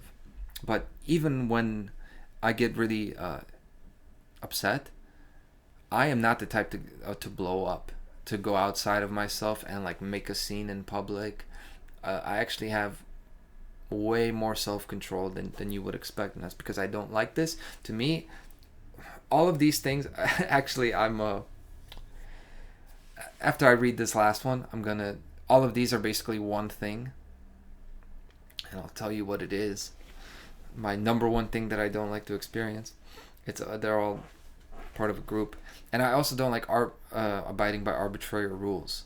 Like, if there's a stupid red light that there's no cars on the street, on either side of the street, and the red light is like 2 minutes, I don't like that. Even if I'm not in a hurry, it bothers me that I have to do something that makes no sense, and there's an arbitrary rule and I have to follow it. It upsets me. Now, self-control, just like being stupid, just like being ridiculed, just like losing, all of this stuff is basically just being soft. I don't like I don't like to be soft, so I have a lot of protections and defense mechanisms that keep me from being in a position where I'm look like a pussy. So this is the comfort zone that I have to get out of. I think I'm doing an alright job with that. Now, there are things that I really do like to experience, and I want to keep experiencing them. So what are they? I tried to change these around because I feel like this is the list that's kind of easier to make, and this is more of classic shadow work. You look at all the negative things, but also I want to look at the positive things, and there's a reason for that, and you may have read it if you're going ahead and reading my notes. But things that I do like to experience. Number one is freedom. That I do my own thing and I can do whatever I want. Everybody likes that. Or maybe not everybody likes that. I am a bit of a hedonist. Not that but I do like to experience all the pleasures of life and rewards and sensations, and I like to experience them to the extreme. So I was the guy that, when everybody had a drink, I would drink the whole bottle, because why not? Why not? I didn't have a lot of those inhibitions where I'm scared that I'm going to go overboard with something. So I did go overboard with things, and I experienced things to the extreme. If I want to buy something nice, sometimes, I'm going ahead. But you see, some of these are adaptations of each other, so I'll just go on. But I like to experience things that are extreme, and I acknowledge that. I really want to be proud when I look in the mirror. This is a big thing for me. It's not just that I'm chilling. I need to have value coming from the inside. Very important to me. I like being around music and sports, especially music, man. I was at an orchestra yesterday, and holy smokes, something happens to me when I'm a musician. What can I say? But I like to watch sports as well. And it's funny, I had a comparison. It's like another video that I need to do. I see the little members of the orchestra like a team. It's like I'm watching a game, and they all have their role, and they're helping each other out. It's all a symphony of motion. I love that stuff, man, and I want to keep experiencing that stuff, right? To be the best at something, for sure. I want to be, no doubt. And this is along the lines of extreme rewards and sensations. Once in a while, I like to experience the best that the world has to offer. So I don't want to buy a $50 nice jacket. I want to buy like $1,000 nice jacket. I don't want to just have a replica samurai sword. I want like a real forged katana. At least once. I go out and get the best that I can. Not all the time, but at least once in a while. But sometimes a lot of resources go into doing that. And sometimes it's a misguided use of my time and my mind. I'm thinking about the extremes too much. I like to experience deep conversations about life, and I put an asterisk for that. And the asterisk is especially with women, because this is part of my shadow work thing. Is notice that I like being around women way more, and I think I've neglected a fellowship with men in my life, and it comes out. It comes out at certain points that I'm very standoffish with men, and there's like a barrier and it's kept me from like experiencing the full range of what life has to offer. Not in that way, but that's why I have an asterisk. Okay, I don't need to spell out the asterisk, but but that aside, I love this getting into these deep conversations where I can just kind of talk about the way I see things and listen to how people are saying this. I want to like hear what a person, it was like the most important thing to them, and I'm like, watch this, like this is what I think about it, and then again it's like that symphony of different instruments playing. I think life is really amazing, and there's so much to offer, and even if we are living in tyranny one day, in slavery, as much as it's pissing me off, it's still worth living, as far as like you could still experience everything that the world has to offer just with two people, or a community of people being there together. Yeah, it's true. So there's a lot to die for, but there's a lot to live for as well, and I'll admit that. So why do I make you write two things, like, or two lists of things you like and you don't like to experience? And by the way, don't just write down like, I hate stepping on the Lego, and then, because everybody does. It's not really giving insight into who you are, right? So you want to write down things that apply to you uniquely, or to an extremely high degree. Like you know these things deep down. You know the things that make you quirky and unique, and that are kind of a problem. You know what that is. So write that down, and then the step 2 has a left hand and a right hand. So it's like I said, I'm always thinking about the two pillars. When you look at these lists, look at the things, the actions, the projects, the behaviors, the lifestyle that allow you in the long term to experience the things that you like, so you could keep experiencing the things that you like, and then avoid the things that you don't like to experience. So it may be a little bit counterintuitive, because I've already thought about like, what is the problem with my method, like what are the issues here. The issues with this side, what I call the left hand approach, is that if you're a bad person, my shadow work approach is not going to allow you to become a better person. It's going to make you better at being the same bad person that you are, right? So that is the issue. But that's why it's only one of the two hands, one of the two sides of the method, right? But if you are a good person, or if you are a conflicted person trying to be good, which is most of us are people who have good intentions. We want freedom. We want to be virtuous human beings. We just have things holding us back. And if you're in that boat, which is where I think most of us are, if you make that list, it's going to tell you, okay, so this thing that I like, there's no way I'll be able to do it in the long term, right? There's no way I can just experience extreme rewards and sensations and neglect. There's no way I can cancel. It's going to cancel out these things that I don't like, lacking self-control, that I don't like to be fat and lazy, that things that I do like, it's going to cancel out this one. It's not going to allow me to be proud when I look at myself in the mirror, but that is very important to me. So what lifestyle allows me to experience all of these things and to avoid all of these things? Okay, and the answer to that is the lifestyle that I'm trying to live today. Is to be a fucking kick-ass public speaker, philosopher, musician, making my money on the side so I could buy nice things, still getting enough sleep, still not driving myself crazy, and still having the room for to meet a nice girl.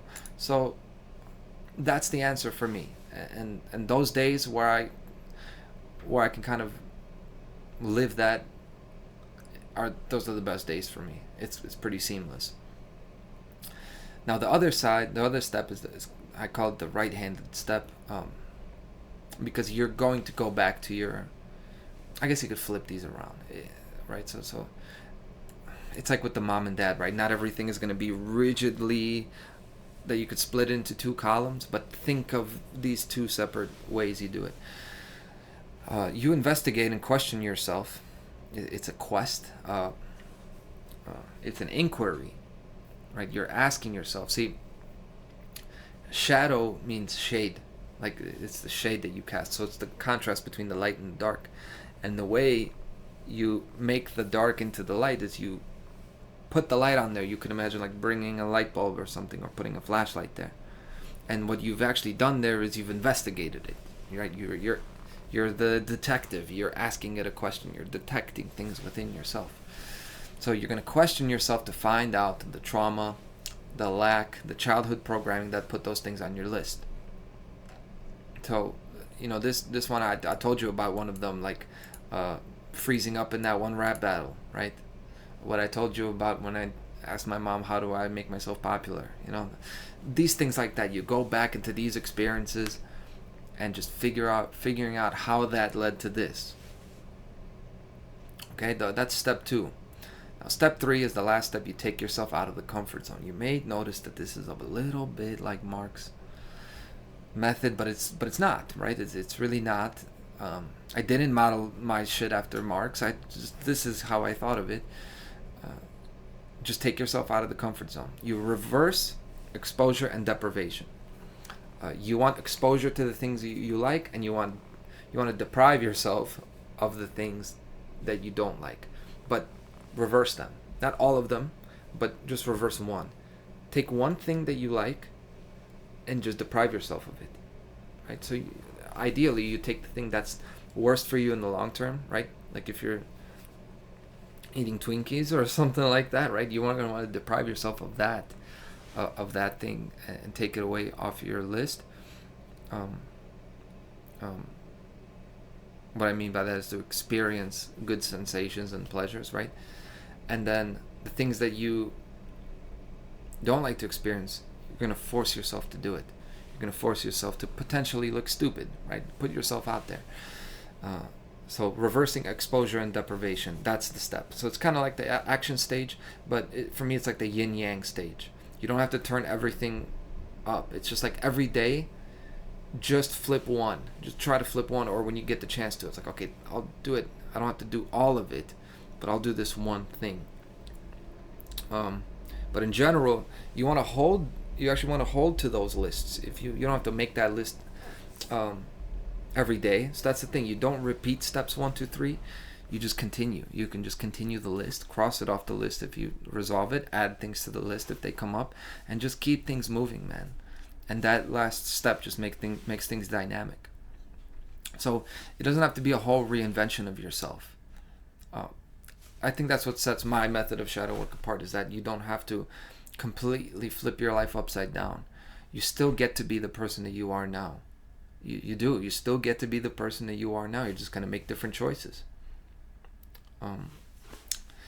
That's my shadow work method. So I'm going to take you back to me, because that's it for the outlines. Okay, we've done enough with the outlines for today. Now I want to tell you about my friend's shadow work technique, as we are over 2 hours in. Crazy. My friend, credit to them, but also credit to me, because I kind of presented a similar thing in my shadow work series about constantly questioning yourself and checking yourself to scrutinize and inspect your own processes. I kind of already talked about it. But credit to my friend, I don't have a way to explain this, and that's a theme with shadow work, is that it's not going to come out as great as it is in your head.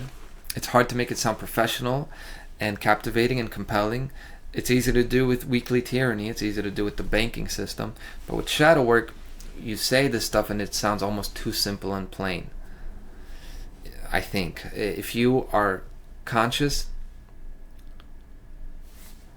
so this is the example of my friend's technique. If you're conscious that you eat sweets every day, for example, and they're not good for you, so you want to stop eating them. Next time you're about to eat your sweets, you're just going to stop for a second and ask yourself, what is this? What am I craving right now? Or is it before you're even about to do it? Just when you think of it, just ask yourself, what am I craving right now? And the way that you answer these questions, when you do answer them, and you do answer them, but the approach could be anywhere from the most like rhetorical to the most literal. Like you can actually answer in front of a mirror, or you could just think about it. Essentially, it's a stop and think practice. Okay, and it's like, maybe I don't blow your mind with stop and think, but the mechanism of this method, at least the way I see it, Again, I don't know 100%. You'd have to ask my friend, but she has to do her shadow work and maybe implement this technique and ask herself why I'm presenting her forms of shadow work and not her, right? But anyway, the mechanism is the more details and specifics of a behavioral process that you know, the more you know about your own behavioral processes, the more you put a flashlight to it and a magnifying glass, the more you're going to force yourself to become familiar with a behavioral pattern, the less control that process has over you. The more you realize that, okay, I got a craving, now I'm feeling like this, there are these chemicals, and now this is going to give me some kind of physical and emotional reward for my, regulation of daily emotion, and it's basically part of the cycle. If you can stop and think, and you put yourself through that process, it starts to have less control over you, because you already get why it works. It really does work that way. It gives you, it's not closure, but this definitely happens. Humans are actually quite good at dealing with information coming from the outside. We're pretty good at dealing with outside, unexpected things coming at us. We're not good at dealing with all the information coming from inside of us, our mind, our body, our subconscious. So by asking that question, you're actually bringing the internal pattern out into the external world, where you can put eyes and hands on it figuratively, as opposed to just letting that process run in the background, unsupervised. You don't want processes to run in the background unsupervised, not those kinds of processes, because they want to operate in the dark, okay, like a bank robber, right? They're not actually good for you. So when you get that signal from inside of yourself that tells you, hey, there's something that I don't like about this, that's the time to stop and think and ask, what is happening right now? What is happening right now, and what could be done about it? Not crying over it, not wishing. It's just like, okay, this is what's going on. What am I going to do about it? Very simple. That's how you keep things moving, and that's how you don't constantly repress the shadow, which is what creates the shadow in the first place, right? It's just not dealing with injuries as they're going on, or not maintaining health, which is like dealing with micro injuries, right? Where when you're working out, you're dealing with micro injuries, but it's a health process. So I had some random thoughts that I wanted to go over, but I've gone over them already. It's actually been pretty well. It's crazy that it's been 2 hours and 12 minutes, but I don't think I've wasted any time. I'm gonna do some shadow work to figure out if I really did as good of a job as I think, but this is good.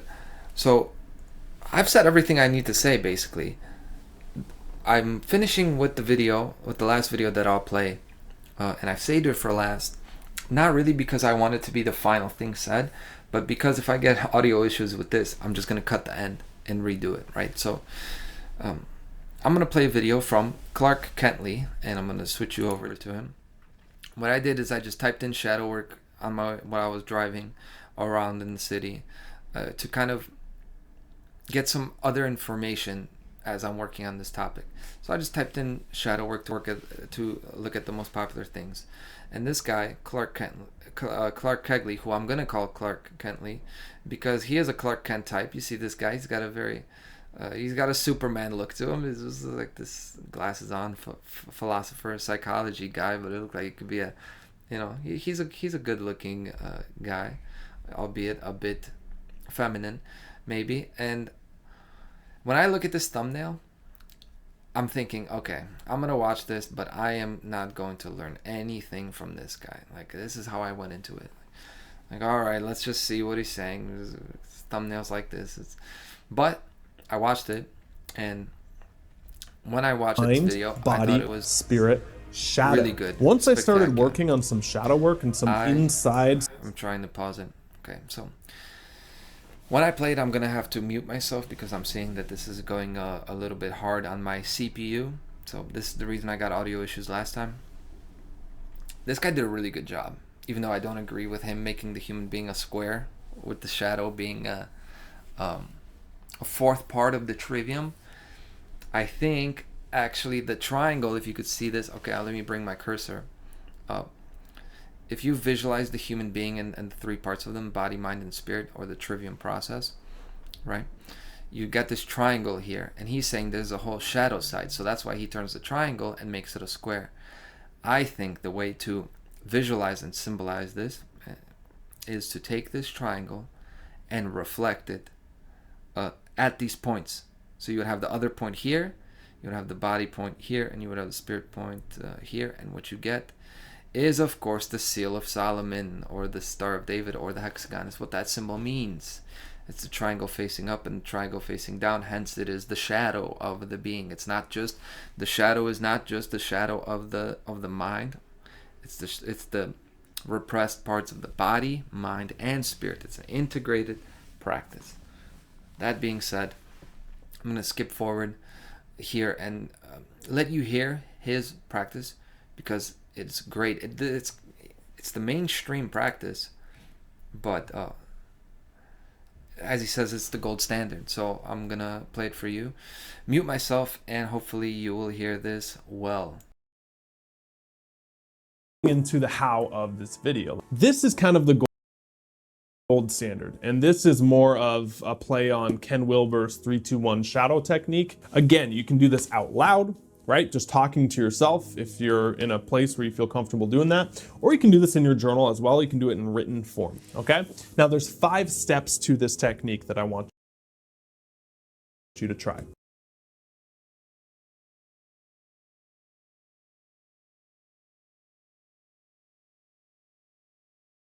To deal with that shadow side.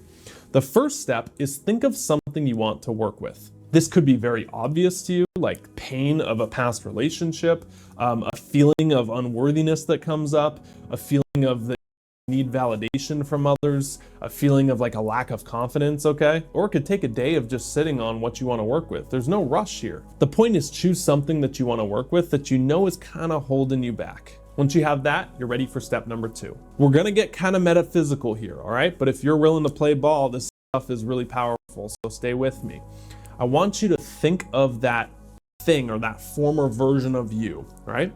And invite it in to have a conversation, okay? So you're gonna invite that need for validation in to have a conversation with you. Again, written form, speaking out loud. You can even envision an imaginary chair that it takes a seat in, okay? Step number 3 is you're going to begin a dialogue with it. You're literally just gonna start talking to it. Have questions like, why are you doing this? What do you want from me? What is the positive intent you're trying to keep me from? It's important to note here that there's no real script to it. And you're gonna be surprised on how much is in there. So pause on step 3 right there, and let's briefly talk about this inner child. And we're going to pause as well so I could talk about it. Now, you should see that there is a big similarity between this and the mirror method. But there's a focus on inviting your past self in, going back to that time, and he will talk about this practice more. But essentially, this is the mirror method, but a bit more of this is the right pillar of it, where you're really working on that trauma, working with the inner child, and just kind of letting go of what's holding you back. This doesn't focus on the action part, which the action part is this kind of the thing where the dad is going to tell you, get up off your ass and do something about it. That's important too. But I wanted you to see that because I think this is, and yeah, he surprised me. I think it's a great video. I'm not going to cut it up too much. I'll just make a few comments at the end, but I'm going to skip ahead now. Hopefully you got that well. If not, I'll edit it up later. So I want you to hear the last 2 minutes, which is this actual magical practice that I've heard before. I just forgot all about it. And I'm glad he talked about it. So, all right, Superman, take us out. Nope. Okay. And acknowledging it. To recap, you chose something to work with, you invite it in to have a conversation, you picture it and you talk to it, you acknowledge it. Now the next step is to integrate it. When we talk about integration, with the shadow, okay? One thing that I found very powerful is to almost picture yourself going back in timelines, okay? And this, again, is very powerful, dense stuff, right? That time is really an illusion, because when you experience it, when you experience the present, future, and the now, it's all in the now, okay? Right? So if you look at it dimensionally, instead of it being this like 2D where it's like past over here, present, future, and you go this way, it's more like stacked like this, right? And you can kind of jump from here to here to here to here, because this is all in the now, right? That's a very, very brief explanation of... I gotta jump in there, cause that guy is that is gold. What he's giving you, this idea of the stacked timelines. I mean, this is what I talked about in Sonic Divorce, and this is what I'm going to talk about in Integra. It's like the cyclical aspect of, again, they're just like the two pillars. There are two ways to see time. There is linear time. Linear time is very real. The paternal way to see the world is very real. It is about objective results. But there also is the cyclical nature of time, which is about things occurring over and over again. So, again, he's presenting you the right-handed shadow work practice. So this is going to take you to that time where you were a child, and then take yourself with all of your experience now and magically transport yourself there to...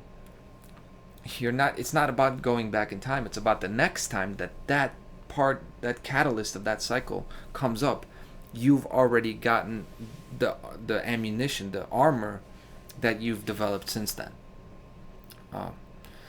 It's crazy. I'm an idiot. I just figured out that if I just turn off my camera like this, just make it invisible in OBS, then my video shouldn't freeze. So yeah, I don't even need to mute myself. Let's just play him. The timeline right there. And so knowing that it's like this, it's not like this, what you can do is imagine yourself in your present state going back through to that event, okay, or to the thing that you want to resolve, and resolving it and seeing it go the way you want. Let's just say it was a time where you got cheated on and broken up with, right? Well, can you see yourself going back to that event and all the pain that you had when that happened, the conversation you had, and really comforting yourself and giving you the validation, giving yourself the support that you need, that maybe your friends didn't give you at the time, that maybe you didn't have any coping skills to deal with at the time, and literally giving yourself all the resources that you have now to deal with that and heal and walk yourself from that past self to the current self and basically say it's okay. Not easier done than said, I know. But if you're willing to sit with yourself and do the inner work, right? And not just make this another video where you see it and you're like, oh, that's good, I intellectually understand it. No, if you're ready to get off the sidelines and into the game, pick up the journal, write down those steps, and really try this. And a couple more points here that are very important. There's no right or wrong way to do this, okay? There's more efficient ways to do it, and there's faster ways to do it, I guess. But even if you don't know all the steps, you don't have to go through like 15 YouTube videos and read like 20 books to understand this stuff, to make it work. Okay, you just don't. If you want to, that's fine. But I find that people who intellectualize things to a certain level, it kind of overwhelms them to even take any action because they have all these rules now. So if this is your first time doing it, get excited because you have the benefit of not having all these different rules that you got to follow to make it work and make it this big complex process so you don't do it, right? So congrats, now you're ready to do some shadow work. Let's recap. Again, you don't become the highest standards, you become the lowest habits that you fall to. And if you don't resolve this, most people just... I don't even remember this part, man. This guy's good. I mean, I don't know if you guys agree, but this is very good. And he said a lot of things that Mark said. He said a lot of new things. So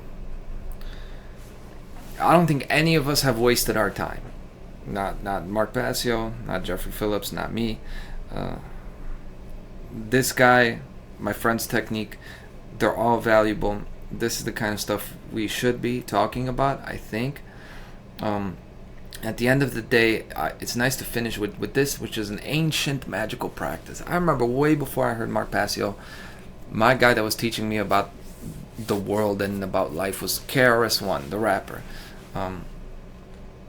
Who to this day I think is the most prolific rapper. If you look at like albums, he's got like 30 albums. He's got like, who has more albums than that are like actual real albums? Like maybe the Beatles. You know what I'm saying? But anyway, he was talking about, and Karos is so funny how he does it, about going back to give yourself advice, your younger self. And I was like, man, this is way out there. This is way out there stuff he's talking about, metaphysics. And he was teaching it.